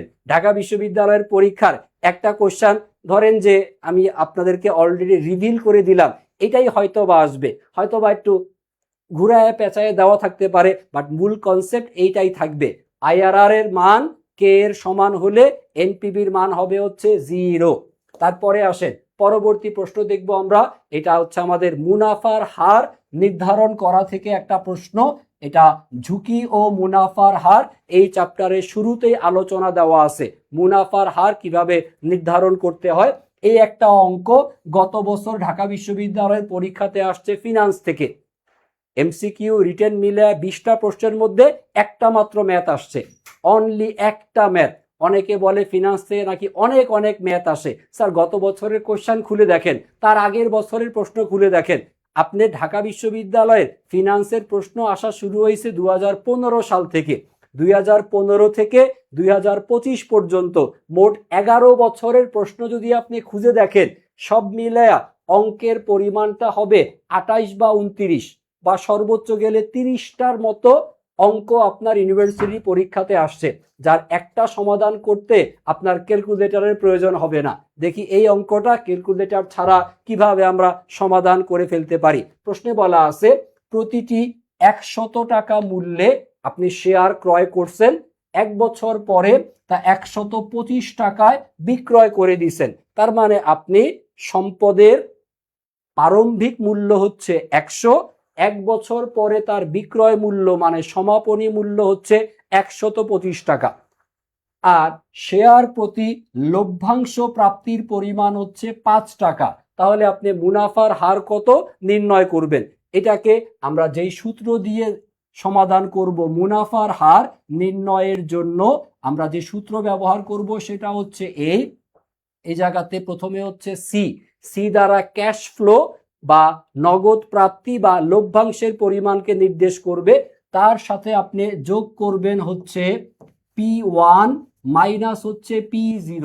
এখানে P1 মানে হচ্ছে আপনার সম্পদের বর্তমান মূল্য বা 1 বছর পরের মূল্য, আর P0 মানে হচ্ছে সম্পদের প্রারম্ভিক মূল্য। 100 টাকা দিয়ে কিনছেন, 125 টাকায় বিক্রয় করছেন, তাহলে বর্তমান মূল্য 125 আর প্রারম্ভিক মূল্য হচ্ছে 100। এবার এটাকে আপনি ভাগ করবেন। দেখেন এই অঙ্কের সূত্র দিয়ে একদম সুন্দর মতো সমাধান আমরা এই জায়গাতে করে দিয়ে রাখছি, পুরো সমাধান করে দেওয়া আছে। এই সূত্র দিয়ে আমরা কিভাবে অঙ্কটা সমাধান করতে পারি আসেন হাতে কলমে আমরা দেখার চেষ্টা করি। ভাগ করব কি দিয়ে? ভাগ করব হচ্ছে P0 এর মান দ্বারা, অর্থাৎ সম্পদের প্রারম্ভিক মূল্য দ্বারা ভাগ করবেন।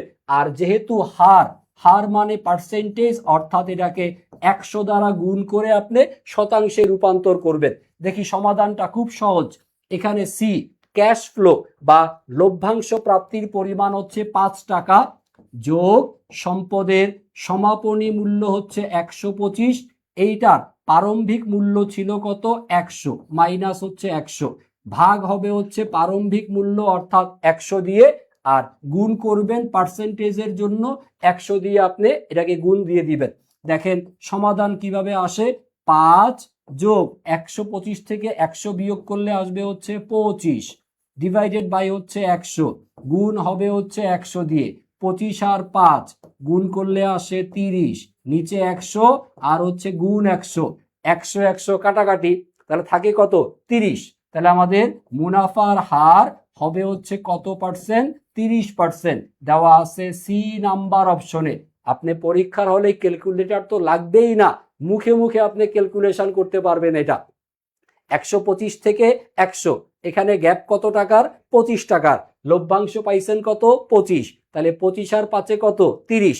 প্রারম্ভিক মূল্য 100 আর ওই পাশে গুণের 100, 100 100 কাটাকাটি করলে উত্তর হচ্ছে 30%। এই রকমের ম্যাথ পরীক্ষাতে আসে। আর লোকজন বলে বেড়ায় যে ফিনান্সের অঙ্ক নাকি কঠিন। ফিনান্স মোটেও কঠিন না, যদি আপনার সূত্র জানা থাকে, নিয়ম যদি আপনার জানা থাকে তাহলে ফিনান্স সহজ। যদি আপনার সূত্র মনে না থাকে তাহলে ফিনান্স কঠিন হয়ে যেতে পারে। ফিনান্সকে দয়া করে কঠিন বানাবেন না, ফিনান্স খুবই সহজ একটা বিষয় যদি আপনি বুঝে বুঝে পড়তে পারেন। আসেন আমরা ফিনান্সের প্রথম অধ্যায় থেকে এবার আমরা একটু দ্বিতীয় পত্রে যাই। দ্বিতীয় পত্রে ব্যাংকিং থেকে আর হচ্ছে বীমা থেকে প্রশ্ন আসে। ঢাকা বিশ্ববিদ্যালয়ে মোটামুটি দেখা যায় যে আপনার এমসিকিউ অংশে ফিনান্স থেকে প্রশ্ন আসে হচ্ছে 6টা বা 7টা, আর ব্যাংকিং আর বীমা থেকে এমসিকিউতে প্রশ্ন আসে 2টা বা 3টা। ব্যাংকিং অংশে বীমা থেকেও সেম 2টা বা 3টা। তার মানে ফিনান্সের প্রশ্নের পরিমাণ 5 থেকে 6টা, ব্যাংকিং বীমা 2টা বা 3টা, আর হচ্ছে ওই 3 দুগুণে 6 ব্যাংকিং বীমা মিলে, আর এখানে ফিনান্সের 6, মোট হচ্ছে 12টা প্রশ্ন। দেখেন কোনো বিষয়েরই গুরুত্ব কম দেওয়া চলবে না। ফিনান্স প্রথম পত্র যেমন গুরুত্ব দিয়ে পড়বেন, দ্বিতীয় পত্রের ব্যাংকিং বিমা এইগুলো একটু গুরুত্ব সহকারে আপনার পড়তে হবে। ব্যাংকিং অংশের প্রথম যে চ্যাপ্টার ব্যাংক ব্যবস্থার প্রাথমিক ধারণা, এই টপিক থেকে আসা প্রশ্ন নাম্বার 10। ব্যাংকার আর হচ্ছে গ্রাহক, যিনি ব্যাংকে হিসাব খোলেন, আমানতকারী বা হিসাবধারী, যাকে আমরা হচ্ছে ক্লায়েন্ট বা গ্রাহক বলি, বা এটাকে মক্কেলও মাঝে মধ্যে বলা হয়। গ্রাহকের পরিবর্তে মক্কেল এই শব্দটাও দেওয়া থাকতে পারে পরীক্ষার প্রশ্নে। তাহলে ব্যাংকার যিনি হচ্ছে ব্যাংকে চাকরি বাকরি করেন, আর হচ্ছে মক্কেল বা গ্রাহক যিনি ব্যাংকে হিসাব খোলেন, এই দুইজনের মধ্যে যে সম্পর্ক, তার ভিত্তিটা হচ্ছে গ্রাহক বা মক্কেল বা আমানতকারী ব্যাংকে টাকা জমা রাখতেছে, ব্যাংক সেই টাকাটা কি করতেছে, তার কাছ থেকে জমা নিয়ে অন্য কোথাও সে হচ্ছে বিনিয়োগ করতেছে। যখন গ্রাহকের অর্থের প্রয়োজন হবে, সে তখন ব্যাংকে গিয়ে যে কোনো সময় তার টাকা কি করবে, উত্তোলন করবে। এই যে গ্রাহক যে কোনো সময়ে ব্যাংকে গিয়ে অর্থ উত্তোলন করতে পারে, অর্থাৎ আপনার এখানে ব্যাংক হবে হচ্ছে কি, ব্যাংক হবে হচ্ছে এখানে দেনাদার, আর পাওনাদার হবে কে, পাওনাদার হবে হচ্ছে গ্রাহক। কারণ গ্রাহক তার টাকা কোথায় জমা রাখছে, ব্যাংকে জমা রাখছে। তাইলে দেনাদার হবে কে, দেনাদার হবে হচ্ছে ব্যাংক। গ্রাহক যখন চাইবে, ব্যাংক তার টাকা পরিশোধে বাধ্য থাকবে। সো সম্পর্কটা হচ্ছে এখানে দেনাদার পাওনাদারের সম্পর্ক। ব্যাংকার এবং গ্রাহকের সম্পর্ক হচ্ছে দেনাদার পাওনাদার। দেনাদার পাওনাদার ছাড়াও আরো কিছু সম্পর্ক আছে, একটু আমরা লক্ষ্য করি। দেখেন, গ্রাহক যখন ব্যাংকে টাকা জমা রাখে, তখন গ্রাহক সে কি, গ্রাহক হবে হচ্ছে পাওনাদার, আর ব্যাংক সে হবে কি, ব্যাংক হবে হচ্ছে দেনাদার। আরো যে সম্পর্ক হতে পারে সেটা হচ্ছে প্রিন্সিপাল গ্রাহক, যে হচ্ছে সম্পদের মূল মালিক, আর হচ্ছে এজেন্ট, যে হচ্ছে এই গ্রাহকের কি করে, প্রতিনিধিত্ব করে। তাহলে এখানে আমরা সম্পত্তির মূল মালিক গ্রাহক, আর সম্পত্তির দেখভালকারী বা প্রতিনিধি বা অভিকর্তা, এইটা একটা সম্পর্ক হতে পারে। আরেকটা সম্পর্ক হচ্ছে ট্রাস্টি, ব্যাংক হচ্ছে ট্রাস্টি, আর বেনিফিশিয়ারি হচ্ছে গ্রাহক বা সুবিধাভোগী। আরো সম্পর্ক হতে পারে বেইলর, আর হচ্ছে বেইলি। তাহলে এই যে শব্দগুলো, এগুলার মাধ্যমে হচ্ছে গ্রাহক এবং ব্যাংকারের সম্পর্ককে ডিফাইন করা হয়। বাট মূল কনসেপ্টের জায়গাটা হচ্ছে এই, গ্রাহক ব্যাংকে টাকা জমা রাখতেছে, তাহলে গ্রাহক হচ্ছে পাওনাদার আর ব্যাংক হচ্ছে দেনাদার। ডেবিটর আর হচ্ছে ক্রেডিটর, ডেপ্টর ক্রেডিটর, এই হচ্ছে সম্পর্কের মূল ভিত্তি। আসেন দেখি পরবর্তী প্রশ্ন, ব্যাংকার ও গ্রাহক এই সম্পর্কের মধ্যে নিম্নলিখিত কোনটি অন্তর্ভুক্ত নয়? অন্তর্ভুক্ত নয় কোনটা, এটা 2024-25 সালে আসছে। আর যেটা মাত্র সমাধান করে আসলাম, এটা আসছে ঢাবিতে 2025-26-এ, অর্থাৎ একটা টপিক থেকে পরপর 2 বছর প্রশ্ন আসছে। সো এই টপিকের গুরুত্ব আশা করি আপনাকে দ্বিতীয়বার বলা লাগবে না। পরপর 2 বছর যে জায়গা থেকে প্রশ্ন আসছে, আপনার জন্য এটা অত্যন্ত গুরুত্বপূর্ণ একটা জায়গা। খুব ভালো মতো পড়বেন ব্যাংকার এবং গ্রাহকের সম্পর্কগুলোর নাম। এই যে সম্পর্ক, এর মধ্যে যেটা অন্তর্ভুক্ত নয় সেইটা হচ্ছে গ্রাহকের তথ্য গোপন রাখা, এটা ব্যাংকের কাজ গোপনীয়তার নীতি অনুযায়ী। তারপর হচ্ছে গ্রাহকের অর্থ গ্রহণ করা এবং তাকে প্রদান করা, এটা ব্যাংকের কাজ। তারপর হচ্ছে গ্রাহকের হিসাবের দেখাশোনা করা, এইটাও অন্তর্ভুক্ত। যা অন্তর্ভুক্ত নয় সেটা হচ্ছে ব্যাংকের লভ্যাংশ প্রদান করা। গ্রাহক তো ভাই ব্যাংকের লভ্যাংশ পাবে না। গ্রাহক কি পাবে, তার জমাকৃত টাকা সে চাইলে যে কোনো সময় উত্তোলন করতে পারে, আর জমা রাখলে সে জমা টাকার উপরে সে পাবে সুদ। অর্থাৎ আমানতের টাকা, মূল টাকা ফেরত নিতে পারে, অথবা আমানতের উপরে সুদ পেতে পারে। ব্যাংকের লভ্যাংশ এইটা কিন্তু গ্রাহক পাবে না। ব্যাংকের লভ্যাংশ কারা পাবে, ব্যাংকের যারা মালিক তারা পাবে হচ্ছে ব্যাংকের লভ্যাংশ। সো ব্যাংকার গ্রাহকের সম্পর্কের মধ্যে যা অন্তর্ভুক্ত নয় তা হচ্ছে অপশন নাম্বার বি। আশা করি ক্লিয়ার এটা। তারপরে আসি পরবর্তী প্রশ্ন দেখব, নিচের কোনটি কেন্দ্রীয় ব্যাংকের দায়িত্ব নয়? আমি আজকের ক্লাসে চেষ্টা করতেছি আমাদের ফিনান্সের গুরুত্বপূর্ণ যে চ্যাপ্টারগুলো, সেই চ্যাপ্টারগুলো থেকে 1টা 2টা করে এমসিকিউ সলভ করায় আপনাকে একটা ধারণা দেওয়ার জন্য কি কি বিষয়ে আসলে পড়তে হবে। আর খুব বেশিক্ষণ ক্লাস হবে না, যারা যারা ক্লাস করতেছেন একটু আমার সাথে থাকেন, আর সর্বোচ্চ 10 থেকে 15 মিনিট, তাইলে ইনশাল্লাহ ফিনান্স থেকে আপনার একদম মূল ধারণাগুলো ক্লিয়ার হয়ে যাবে, কি পড়তে হবে, কোন জায়গা থেকে পড়তে হবে, যা আপনি আপনার ইন্টারমিডিয়েটের মেইন বই থেকেই পড়তে পারবেন। পাশাপাশি আমাদের কোচিংয়ের মূল পেইড ব্যাচের ক্লাসে আমরা বিস্তারিত আপনাদেরকে বেসিক থেকে একদম অ্যাডভান্স পর্যন্ত ইনশাল্লাহ পড়াই দিব। পাশাপাশি এরকমের প্রশ্ন সমাধান তো থাকবেই। কেন্দ্রীয় ব্যাংক খুবই গুরুত্বপূর্ণ চ্যাপ্টার, যেখান থেকে প্রশ্ন আসবে। কেন্দ্রীয় ব্যাংক কোনটা? বাংলাদেশ ব্যাংক। কেন্দ্রীয় ব্যাংকের দায়িত্ব 9 কোনটা? মুদ্রা ইস্যু করা কেন্দ্রীয় ব্যাংকের কাজ। তারপর হচ্ছে ব্যাংকগুলোকে ঋণ প্রদান করা। কেন্দ্রীয় ব্যাংক বাণিজ্যিক ব্যাংকরে তারল্য সংকটের সময় ঋণ প্রদান করে। তারপরে হচ্ছে অর্থনৈতিক স্থিতিশীলতা বজায় রাখা, বিভিন্ন রকমের ঋণ নিয়ন্ত্রণ পদ্ধতি আরোপের মাধ্যমে দেশের মুদ্রাস্ফীতিকে নিয়ন্ত্রণ করা বা দেশের অর্থনৈতিক স্থিতিশীলতা বজায় রাখা, এগুলো কেন্দ্রীয় ব্যাংকের কাজ। কেন্দ্রীয় ব্যাংকের কাজ 9 যেটা, সেটা হচ্ছে ব্যাংকগুলোর লাভ বৃদ্ধি করা। মনে রাখবেন, যখন প্রশ্নে শুধু ব্যাংক বলে দেওয়া থাকবে, শুধু ব্যাংক বললে আমরা হচ্ছে বাণিজ্যিক ব্যাংক এই শব্দটাকে বুঝে থাকি। তাহলে বাণিজ্যিক ব্যাংকগুলোর লাভ বৃদ্ধি করা এইটা কেন্দ্রীয় ব্যাংকের কাজ না। কেন্দ্রীয় ব্যাংকের কাজ হচ্ছে বাণিজ্যিক ব্যাংকগুলোকে নিয়ন্ত্রণ করা, বাণিজ্যিক ব্যাংকগুলোকে ঋণ প্রদান করা, বাণিজ্যিক ব্যাংকের মাধ্যমে ঋণ নিয়ন্ত্রণের পদ্ধতি আরোপ করা বা তার লাভ বৃদ্ধি করা। এটা ওই নিজেদের ব্যাংকের নিজেদের দায়িত্ব। যার যার ব্যাংক সে তার লাভ বৃদ্ধি করবে, কেন্দ্রীয় ব্যাংক এখানে কোনো দায়িত্ব পালন করবে না। আসেন আমরা পরবর্তী প্রশ্নে যাই।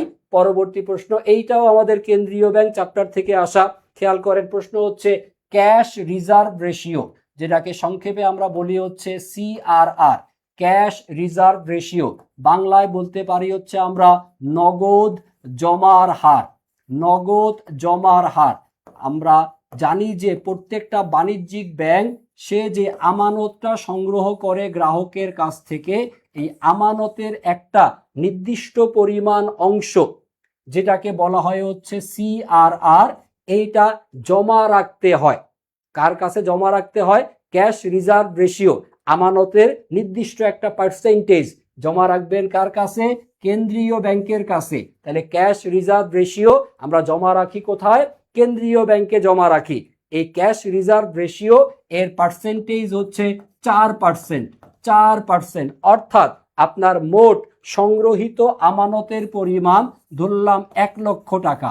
বাণিজ্যিক ব্যাংক গ্রাহকের কাছ থেকে 1 লক্ষ টাকার আমানত সংগ্রহ করছে। এই 1 লক্ষ টাকার 4% কত আসে হিসাব করি। 1 লক্ষ ইন্টু হলো 4%, উপরে 4 নিচে হইল 100। 100-র 2টা শূন্য, 1 লক্ষের 2টা শূন্য, তাহলে শূন্য জীবিত আছে 1টা 2টা 3টা, 4 একে 4 মানে হচ্ছে 4000 টাকা। 4000 টাকা। দাঁড়ান এইটাকে একটু বাংলায় লিখি, নাহলে এইটাকে আবার আপনারা 8 মনে করে ফেলতে পারেন। ক্যাশ রিজার্ভ রেশিও কত? 4%। তাহলে 1 লক্ষ টাকার 4%-এ কত আসতেছে? 4000 টাকা। এই টাকাটা কার কাছে জমা দিব? এইটা জমা দিব হচ্ছে কেন্দ্রীয় ব্যাংকের কাছে। সিআরআর ছাড়াও আরো একটা বিষয় রাখতে হয়, সেটার নাম হচ্ছে এসএলআর। এসএলআর মানে হচ্ছে বিধিবদ্ধ জমার হার। বিধিবদ্ধ জমার হার, এই পার্সেন্টেজটা হচ্ছে সাধারণ বাণিজ্যিক ব্যাংকের জন্য 13%। সাধারণ বাণিজ্যিক ব্যাংকের জন্য এটা হবে হচ্ছে 13%। এই এসএলআর এটা রাখতে হয় হচ্ছে খুব দ্রুত নগদে রূপান্তরযোগ্য সম্পত্তিতে বিনিয়োগের মাধ্যমে। আর এই সিআরআর এবং এসএলআর টোটাল কত? 4% আর হচ্ছে 13%। 1 লক্ষ টাকার যদি আপনি 13% নির্ণয় করেন, দেখেন তাহলে কত আসবে। 13 ডিভাইডেড বাই 100 করলে, কাটাকাটি করলে আপনি পাবেন এখানে কত? 13,000 টাকা। তাহলে সিআরআর হিসেবে 4000 টাকা কেন্দ্রীয় ব্যাংকে জমা দিয়ে দিলেন, 13,000 টাকা দ্রুত নগদে রূপান্তরযোগ্য সম্পত্তিতে বিনিয়োগ করলেন। তাহলে এইবার ব্যাংকের কাছে অবশিষ্ট আছে কত? 4000 13,000 মানে কত? 17,000 টাকা। এইটা বাধ্যতামূলকভাবে আপনাকে সরায় রাখতে হবে। তাহলে অবশিষ্ট আছে কত? 83,000 টাকা। এই 83,000 টাকা বাণিজ্যিক ব্যাংক কি করে? বাণিজ্যিক ব্যাংক তার প্রধান কাজ যেটা সেটা হচ্ছে ঋণ প্রদান করা। বাণিজ্যিক ব্যাংক যেমন আমানত সংগ্রহ করবে, এই সংগ্রহিত আমানতের টাকা সে কি করবে? ঋণ প্রদান করবে। সো একটা বাণিজ্যিক ব্যাংক সর্বোচ্চ কত টাকা ঋণ দিতে পারে? একটা বাণিজ্যিক ব্যাংক তার সংগ্রহিত আমানতের 17%, 4 আর 13, মোট 17%, 17% জমা রেখে অবশিষ্ট 83% কি করতে পারে? ঋণ হিসেবে সে প্রদান করতে পারে। 1 লক্ষ টাকা জমা, 1 লক্ষ টাকায় আপনি ঋণ দিয়ে দিতে পারবেন না, তাহলে আপনাকে ঋণ দিতে হবে কত? ঋণ দিতে হবে এখানে 83,000 টাকা, বা পার্সেন্টেজের হিসাবে যদি আমরা বলি সর্বোচ্চ ঋণ প্রদান করতে পারবে কত? 83%। এটা হচ্ছে সাধারণ বাণিজ্যিক ব্যাংকের ক্ষেত্রে। সো আমরা শিখলাম ক্যাশ রিজার্ভ রেশিও, এটা জমা রাখতে হয় কার কাছে? কেন্দ্রীয় ব্যাংকের কাছে। খেয়াল করেন এইটার একটা এলাবোরেট বিস্তারিত ব্যাখ্যা আমরা এখানে লিখে রাখছি। এই যে সিআরআর, এই সিআরআর এর বর্তমান হার কত? 4%। তবে এসএলআর যেটা, এসএলআর এর ক্ষেত্রে একটু পরিবর্তন আছে। খেয়াল করেন, ট্রেডিশনাল বা কনভেনশনাল ব্যাংক মানে হচ্ছে সাধারণ বাণিজ্যিক ব্যাংক, সাধারণ বাণিজ্যিক ব্যাংকের ক্ষেত্রে সিআরআর 4%, এসএলআর এর পার্সেন্টেজ হলো 13%। পরিবর্তনটা হচ্ছে যারা ইসলামী ধারার ব্যাংকিং ব্যবস্থা ব্যবহার করে, ইসলামী ধারার ব্যাংকিং যারা প্রচলন করে, বা যারা হচ্ছে শরিয়াহ ভিত্তিক ব্যাংকিং ব্যবস্থা যারা অনুসরণ করে, এই শরিয়া ভিত্তিক ব্যাংকিং ব্যবস্থা বা ইসলামী ব্যাংকিং ব্যবস্থা যারা মেনে চলে, যেমন ইসলামী ব্যাংক, তারপর হচ্ছে শাহজালাল ইসলামী ব্যাংক, এরকমের গ্লোবাল ইসলামী ব্যাংক, যে ইসলামী ব্যাংকগুলো আছে তাদেরকে সিআরআর 4%ই রাখতে হয়। এসএলআর এর পরিমাণটা কম, কত? 5.5%। সাধারণ বাণিজ্যিক ব্যাংক 13% রাখতে হয়, ইসলামী ব্যাংকিং 5.5% রাখতে হয়, অর্ধেকের চাইতেও কম।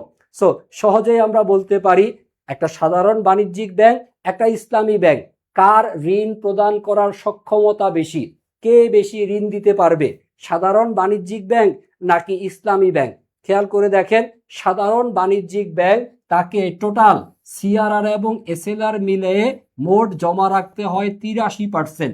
তাহলে 100 থেকে 13% যদি আপনি বাদ দেন, 100 থেকে 13 আর 4 হলো 17% তাকে জমা রাখতে হয়, তাহলে টোটাল 83% টাকা সে হচ্ছে ঋণ প্রদান করতে পারে সাধারণ বাণিজ্যিক ব্যাংক। অপরদিকে যারা ইসলামী ব্যাংকিং তাদেরকে জমা রাখতে হয় 4% আর হলো 5.5%, অর্থাৎ মোট হচ্ছে 9.5%। সো আমরা যদি 100 থেকে এই 9.5% বিয়োগ করি, বিয়োগফল আসতেছে আমাদের কত? এখানে বিয়োগফল আসতেছে 90.5%। তাহলে ইসলামী ব্যাংকিং তারা তাদের মোট আমানতের 90.5% তারা কি করতে পারে? ঋণ প্রদান করতে পারে। সো ঋণ প্রদান করার সক্ষমতা বেশি কাদের? ঋণ কারা বেশি দিতে পারে? ইসলামী ব্যাংকিং ব্যবস্থা। আপনারা হয়তোবা বিভিন্ন রকমের পত্রিকায় বা বিভিন্ন রকমের নিউজে দেখতে পাবেন যে মোটামুটি গত 2-3 বছর ধরে আলোচনায় আছে আমাদের বাংলাদেশের ব্যাংকগুলো নাকি অবস্থা খুবই খারাপ। স্যার, কোন ব্যাংকগুলোর অবস্থা খারাপ? ম্যাক্সিমাম হচ্ছে ইসলামী ধারার ব্যাংকগুলোর অবস্থা খারাপ। কারণ কি? কারণ তাদের ঋণ প্রদান করার ক্ষমতা বেশি, তারা হচ্ছে একজন নির্দিষ্ট ব্যক্তিকে অসংখ্য পরিমাণে ঋণ দিছে, সেই ভদ্রলোক হচ্ছে এখন দেশ থেকে পালায়ে চলে গেছে। সো এই ঋণ প্রদান করার সক্ষমতা বেশি ইসলামী ব্যাংকের। ইসলামী ব্যাংকের এই ঋণগুলা তারা আদায় না করতে পারার কারণে দেশের ব্যাংকিং ব্যবস্থা কলাপস হয়ে গেছে, অবস্থা খারাপ হয়ে গেছে। এর পিছনের কারণটাই হচ্ছে এই এসএলআর এর পরিমাণটা কম হওয়ার কারণে। এইটা যদি আপনি ভালো মতো বুঝে থাকেন তাইলে এবার আপনি রিলেট করতে পারবেন, মিলাইতে পারবেন যে কেন আমাদের সবার নজর ইসলামী ব্যাংকের প্রতি, কেন ইসলামী ব্যাংকের চেয়ারম্যান কে হবে এটা নিয়ে কেন মতিঝিলের মতো জায়গাতে গোলাগুলি হয়, কেন ইসলামী ব্যাংকের পরিচালনা পর্ষদে সরকার কেন তার নিজের লোক বসাইতে চায়। তার পিছনের লজিকটা হচ্ছে তারা বেশি পরিমাণে ঋণ দিতে পারে। আশা করি কনসেপ্ট ক্লিয়ার সবার কাছে। আসেন পরবর্তীতে খেয়াল করি আমরা কেন্দ্রীয় ব্যাংকের ঋণ নিয়ন্ত্রণ পদ্ধতি, এটা বেশ গুরুত্বপূর্ণ বিষয়। তার পরিমাণবাচক পদ্ধতির অন্তর্ভুক্ত নয় কোনটা? পরিমাণবাচক পদ্ধতি হচ্ছে টোটাল তিনটা। 1 নাম্বার হচ্ছে ব্যাংকের হার নীতি, 2 নাম্বার হচ্ছে আপনার খোলা বাজার নীতি, আর হচ্ছে জমার হার পরিবর্তনের নীতি। যা এর অন্তর্ভুক্ত নয় এইটা হচ্ছে ঋণের বরাদ্দকরণ নীতি। ঋণের বরাদ্দকরণ নীতি পরিমাণবাচক পদ্ধতি না। ঋণের বরাদ্দকরণ নীতি হচ্ছে আপনার গুণগত পরোক্ষ বাছাই বা গুণনিয়োগ পদ্ধতি। আমরা জানি কেন্দ্রীয় ব্যাংকের ঋণ নিয়ন্ত্রণের পদ্ধতি 2 ধরনের, একটা হলো সাধারণ সংখ্যাত্মক বা পরিমাণবাচক পদ্ধতি, এটা 3টা, ব্যাংকের হার, খোলা বাজার আর হচ্ছে নগদ জমার হার। এছাড়া বাকিগুলো যেমন প্রত্যক্ষ প্রক্রিয়া, নৈতিক প্ররোচনা, ঋণের বরাদ্দকরণ, জামানতের প্রান্তিক হার, এগুলোকে বলা হয় হচ্ছে কি গুণগত পরোক্ষ বা গুণনিয়োগ পদ্ধতি। এই 2টা বিষয় একটু ভালো মতো পড়তে হবে, পাশাপাশি এই বিষয়গুলোর প্রয়োগ আপনাকে জানতে হবে। যেমন গত বছরের পরীক্ষায় আসছে যে কেন্দ্রীয় ব্যাংক যদি ব্যাংকের হার নীতিকে বৃদ্ধি করে তাহলে আমাদের প্রভাব কি হবে। যদি ব্যাংকের হার বৃদ্ধি পায়, ব্যাংক হার যদি আপনার বৃদ্ধি পায়, ব্যাংক হার মানে হচ্ছে যেই হারে কেন্দ্রীয় ব্যাংক বাণিজ্যিক ব্যাংকে ঋণ দেয় সেটাকে বলে হচ্ছে ব্যাংকের হার। এই ব্যাংকের হার যদি বাড়ে তাহলে বাণিজ্যিক ব্যাংকের ঋণের ব্যয় বৃদ্ধি পাবে। বাণিজ্যিক ব্যাংক যখন গ্রাহককে ঋণ দিবে তখন গ্রাহকের ঋণের ব্যয় বৃদ্ধি পেয়ে যায় বা বেড়ে যায়। সো শিখতে হবে এই কেন্দ্রীয় ব্যাংকের ঋণ নিয়ন্ত্রণ পদ্ধতিগুলোর যে প্রয়োগ, এইটাও আমাদেরকে ভালো মতো বুঝতে হবে। আপাতত আজকের ক্লাসে আমরা জাস্ট নামগুলো শিখে রাখলাম, পরবর্তী কোনো ক্লাসে না হয় এর বিস্তারিত আলোচনা করা যাবে। আসেন তারপরে আমরা দেখব নিকাশ ঘরের সংজ্ঞা। গত বছরের ঢাবিতে আসা প্রশ্ন।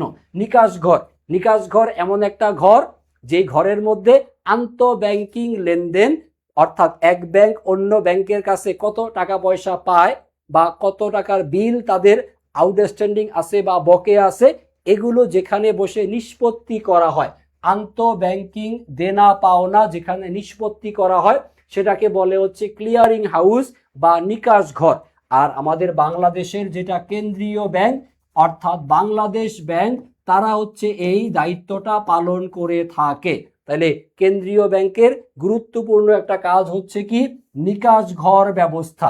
তবে যেখানে কেন্দ্রীয় ব্যাংকের শাখা নাই, কেন্দ্রীয় ব্যাংকের হেড অফিস তো হলো মতিঝিলের পাশাপাশি কেন্দ্রীয় ব্যাংকের একটা শাখা কিন্তু সদরঘাটে আছে, রাজশাহীতে আছে, বগুড়ায় আছে, ময়মনসিংহে কেন্দ্রীয় ব্যাংকের সর্বশেষ শাখা হয়েছে। সারা বাংলাদেশে কেন্দ্রীয় ব্যাংকের মোট শাখার পরিমাণ হচ্ছে মাত্র 10টা। সব জায়গায় তো কেন্দ্রীয় ব্যাংক নাই। তাহলে যেখানে কেন্দ্রীয় ব্যাংক নাই সেখানে নিকাশ ঘরের দায়িত্ব পালন করে হচ্ছে সোনালী ব্যাংক, বাংলাদেশের সর্ববৃহৎ বাণিজ্যিক ব্যাংক সোনালী ব্যাংক, যে হচ্ছে কেন্দ্রীয় ব্যাংকের পক্ষে নিকাশ ঘরের দায়িত্ব পালন করে থাকে।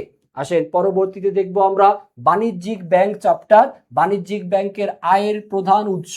বাণিজ্যিক ব্যাংকের আয়ের উৎস হচ্ছে ঋণ থেকে তার প্রাপ্ত সুদ। বাণিজ্যিক ব্যাংক গ্রাহকের কাছ থেকে যে আমানত সংগ্রহ করে সেখান থেকে সে ঋণ প্রদান করে, আর এই ঋণের উপরে যে সুদ এটাই হচ্ছে তার আয়ের প্রধান উৎস। বাণিজ্যিক ব্যাংকের আয়ের অন্যান্য আরো কিছু উৎস এগুলো দেওয়া থাকবে, পিডিএফ সংগ্রহ করে একটু ভালো মতো পড়ে নিন। যাদের পিডিএফ দরকার জাস্ট ক্লাস শেষে আপনি কমার্স হান্টার্স পেজে একটু মেসেজ করে জানাবেন যে আমাদের ফিনান্সের ক্লাসের পিডিএফ দরকার, ইনশাল্লাহ আপনাদেরকে দিয়ে দেওয়া হবে। পাশাপাশি আমাদের প্রশ্ন ব্যাংক সমাধানের হচ্ছে একটা ফ্রি কোর্স চালু আছে, যেখানে আপনি বিনামূল্যেই এনরোল করতে পারবেন, যেখানে ঢাকা বিশ্ববিদ্যালয়ের বিগত 10 বছরের প্রত্যেকটা সাবজেক্টের প্রশ্ন বিস্তারিত ব্যাখ্যা করে দেওয়া আছে। সো চাইলে আপনারা কমার্স হান্টার্স এইটা একটু লিখেন, গুগলে লিখে আপনি সার্চ করলে আপনি আমাদের ওয়েবসাইট পেয়ে যাবেন। ওয়েবসাইটে গেলেই আপনি সি ইউনিটের প্রশ্ন ব্যাংক সমাধান ফ্রিতেই আপনি কোর্সটা করতে পারবেন। পাশাপাশি আপনি চাইলে এই সি ইউনিটের প্রিপারেশন নেওয়ার জন্য কমপ্লিট কোর্স যেটা কমার্স হান্টার্স নিয়ে আসছে সেখানেও আপনি চাইলে ভর্তি হয়ে যেতে পারেন, যার মাধ্যমে আপনার বিশ্ববিদ্যালয়ের ভর্তি প্রস্তুতিটা ইনশাল্লাহ খুব সুন্দর মতোই সমাধান হয়ে যাবে। আসেন পরবর্তী প্রশ্ন দেখব আমরা। রাজশাহী ইউনিভার্সিটির পরীক্ষায় গত বছর আসছে বাণিজ্যিক ব্যাংকের ঋণ আমানত, এই জায়গা থেকে আসা প্রশ্ন। বাণিজ্যিক ব্যাংক কিভাবে ঋণ আমানত সৃষ্টি করে সেই সম্পর্কিত একটা ম্যাথ আমরা দেখতে চাই। এখানে প্রশ্নে বলা আছে ব্যাংকের আমানত বা প্রাথমিক টাকা হচ্ছে 20,000 আর তারল্যের হার হচ্ছে 16%। তাহলে সর্বোচ্চ আমানত কত টাকার সৃষ্টি হতে পারে, সর্বোচ্চ আমানত সৃষ্টির পরিমাণ নির্ণয় করব।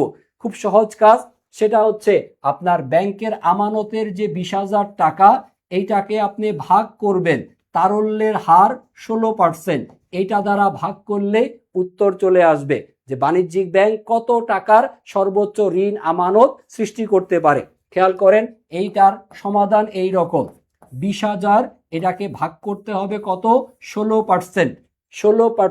16%কে এইভাবে আপনি লিখবেন, 16 নিচেই থাকবে আর এই পার্সেন্টেজের জন্য আপনি উপরে 100 দ্বারা গুণ করবেন। শতাংশ বা পার্সেন্টেজকে উঠানোর জন্য উপরে 100 দিয়ে করতে হবে হচ্ছে গুণ। এবার আপনি কাটাকাটি করেন, দেখেন উত্তর চলে আসবে। আমরা যদি এই 4 দিয়ে কাটাকাটি করি, 4 4 হচ্ছে 16, 4 দিয়ে 100 কাটলে আপনি পাবেন হচ্ছে 25। এবার 4 দিয়ে যদি আপনি 20,000কে কাটেন, 4 5 হচ্ছে 20,000, 5,000। 4 দিয়ে 20,000 কাটলে কত হইল, 5,000। সো 5,000কে কত দিয়ে গুণ হবে, 25 দ্বারা। 5,000কে 25 দিয়ে গুণ, 5 25 হইল 125 আর সামনে 3টা শূন্য, অর্থাৎ বাণিজ্যিক ব্যাংক সর্বোচ্চ এই 1,25,000 টাকার ঋণ আমানত সৃষ্টি করতে পারবে। সর্বোচ্চ ঋণ আমানতের পরিমাণ হবে 1,25,000 টাকা। আমানতের টাকাকে জাস্ট জমার হার দ্বারা ভাগ করলে উত্তর চলে আসবে। রাজশাহীর পাশাপাশি সেম একটা প্রশ্ন ঢাকা বিশ্ববিদ্যালয়ে আসছিল লিখিত অংশে 22-23 সেশনে, বাট এখানে প্রশ্নটা একটু ভিন্ন। খেয়াল যদি করি আমরা, ব্যাংকিং ব্যবস্থায় 10,000 টাকা আমানত হিসেবে জমা হলে আর জমার হার বলা আছে এখানে 20%, তাহলে অতিরিক্ত কত টাকার ঋণ সৃষ্টি হবে? এখানে আপনাকে অতিরিক্ত টাকার পরিমাণটা নির্ণয় করতে বলা আছে, সর্বোচ্চ আমানত নয়। যখন আপনাকে অতিরিক্তটা বের করতে বলা হবে, সেই ক্ষেত্রে আপনার আগের যে সূত্রটা সেমটাই ব্যবহার করবেন। মূল আমানতকে নগদ জমার হার দ্বারা ভাগ, এই ভাগের কাজটুকু করলে আপনি পাবেন সর্বোচ্চ ঋণ আমানতের পরিমাণ। সর্বোচ্চ ঋণ আমানতের পরিমাণ আসবে ভাগের কাজ করলে। তারপরে এই মূল আমানতের টাকাকে বিয়োগ করলে, বাদ দিলেই পেয়ে যাবেন অতিরিক্ত পরিমাণটা। তাহলে অতিরিক্ত পরিমাণের জন্য মূল টাকাটাকে মাইনাস করতে হবে। আসেন এর সমাধান আমরা আপনাদেরকে লিখে করে দেখাই। টাকার পরিমাণ কত ছিল, 10,000। 10,000কে কত দিয়ে ভাগ করব, ভাগ করব হচ্ছে 20% দিয়ে। আর যেহেতু অতিরিক্ত বের করতে হবে, তাইলে মূল অ্যামাউন্ট 10,000, এইটা হচ্ছে বিয়োগ হবে বা বাদ যাবে। সমাধানটা হচ্ছে এই, উপরে 10,000 থাকবে, পার্সেন্টেজের জন্য উপরে 100 দিয়ে গুণ আর নিচে হয়ে যাবে হচ্ছে 20, মাইনাস মূল আমানত 10,000 টাকা বিয়োগ হবে। 20 দিয়ে 100 কাটলে পাবেন হচ্ছে 5, 5 ইন্টু 10,000, তার মানে হচ্ছে 50,000। সর্বোচ্চ আমানত হচ্ছে 50,000, যেখান থেকে প্রাথমিক আমানত 10,000 টাকা বিয়োগ করলে আপনি পাবেন 40,000 টাকা। এই পরিমাণ অতিরিক্ত টাকা বাণিজ্যিক ব্যাংক ঋণ আমানত হিসেবে সৃষ্টি করছে। তাহলে অতিরিক্ত পরিমাণ বের করার জন্য জাস্ট মূল অ্যামাউন্টটা মাইনাস করলেই অ্যান্সার চলে আসবে। রাজশাহীতে আসছে, ঢাকা বিশ্ববিদ্যালয়ে আসছে, হয়তোবা আপনার সময়েও আসতে যাচ্ছে রিটেন প্রশ্ন হিসেবে বা হয়তোবা এমসিকিউ হিসেবে। তারপরে আসেন ইকেওয়াইসি, এটা হচ্ছে ব্যাংক হিসাব চ্যাপ্টার থেকে। কেওয়াইসি মানে কি, নো ইউর কাস্টমার, আপনার গ্রাহক সম্পর্কে প্রয়োজনীয় তথ্য জানা। আর এটাকেই যখন ইলেকট্রনিক ফরম্যাটে ব্যবহার করা হয় এটাকে বলে ইকেওয়াইসি। প্রশ্ন ছিল লিখিত প্রশ্ন ঢাকা বিশ্ববিদ্যালয়ের, ইকেওয়াইসি ফর্ম কি? উত্তর লিখতে হবে এরকম, জালিয়াতি রোধ করার জন্য ব্যাংক কর্তৃক গ্রাহকের পরিচয় যাচাইয়ের জন্য ব্যবহৃত ইলেকট্রনিক ফর্মকে বলে হচ্ছে ইকেওয়াইসি। ইকেওয়াইসি মানে হচ্ছে electronic no your customer. No your customer, এইটা ইন্টারমিডিয়েটে বোর্ড পরীক্ষাতেও কিন্তু আসে যে কেওয়াইসি এর পূর্ণরূপ কি। কেওয়াইসি এর পূর্ণরূপ কি, নো ইউর কাস্টমার। সামনে যদি আপনি ছোট হাতের ই যুক্ত করেন, এই ই দ্বারা বোঝাচ্ছে কাকে, ইলেকট্রনিক বিষয়টাকে বোঝাচ্ছে। আসেন পরবর্তী প্রশ্নে যাই। হস্তান্তরযোগ্য দলিল একই পক্ষের নিকট দুইবার উপস্থাপন করতে হয় হচ্ছে বিনিময় বিল। যখন স্বীকৃতি প্রদান করা হবে তখন একবার, পরিশোধ যখন করা হবে তখন আরেকবার, মোট দুইবার এটা উপস্থাপন করতে হয়। হস্তান্তরযোগ্য ঋণের দলিল থেকে আমরা জানি, আমরা বলতে পারি হচ্ছে চেক, বিনিময় বিল এবং অঙ্গীকারপত্র, এই তিনটা হচ্ছে হস্তান্তরযোগ্য ঋণের দলিল। এই চ্যাপ্টারটা একটু ভালো মতো দেখবেন, পাশাপাশি চেকের চ্যাপ্টারটা ভালো মতো পড়বেন, বিশেষ করে দাগ কাটা চেকের বিভিন্ন যে বৈশিষ্ট্য আছে এগুলো ভালো মতো পড়তে হবে। এর পাশাপাশি আপনারা ইলেকট্রনিক ও আধুনিক ব্যাংকিং থেকে ডেবিট কার্ড, ক্রেডিট কার্ড, এই বিস্তারিত বিষয়গুলো পড়ে রাখা লাগবে। আসেন একটু বিমা থেকে কয়েকটা কোশ্চেন সমাধান দেখি আমরা। বিমা ব্যবসায়ের মূল ভিত্তি, বিমা ব্যবসায়ের মূল ভিত্তি হচ্ছে ঝুঁকির বন্টন করা, আপনার ঝুঁকি অন্যদের মাঝে বন্টন করে দেওয়া। কোন ধরনের বিমায় ক্ষতিপূরণের চুক্তি প্রযোজ্য নয়? ক্ষতিপূরণের চুক্তি প্রযোজ্য নয় হলো জীবন বিমায়। ক্ষতিপূরণ মানে কি? আর্থিক ক্ষতিপূরণ দেওয়া। এখন জীবন বিমার ক্ষেত্রে বিমার বিবেচ্য বিষয় হলো জীবন। আপনি যদি ভাই মরে যান, টাকা দিয়ে কি ক্ষতিপূরণ দেওয়া সম্ভব? কখনোই না। তাই জীবন বিমাকে ক্ষতিপূরণের চুক্তি নয়, জীবন বিমাকে বলা হয় হচ্ছে এটা একটা নিশ্চয়তার চুক্তি। জীবন বিমা হচ্ছে নিশ্চয়তার চুক্তি। অপরদিকে সকল ধরনের সম্পত্তির যে বিমা সেগুলাকে বলা হয় হচ্ছে ক্ষতিপূরণের চুক্তি, সেই ক্ষেত্রে প্রযোজ্য। তারপরে খেয়াল করবেন সমর্পণ মূল্য বলতে কি বোঝায়। সমর্পণ মূল্য এটা জীবন বিমার ক্ষেত্রে আলোচ্য বিষয়। যদি আপনি কোনো বিমা পলিসি কেনার পরে চালাইতে না পারেন, প্রিমিয়াম দিতে না পারেন, তাহলে যদি আপনি বিমা কোম্পানির কাছে বিমা পলিসিটা জমা দিয়ে দেন, ফেরত দিয়ে দেন, সারেন্ডার করেন, এটাকে সমর্পণ মূল্য বলে।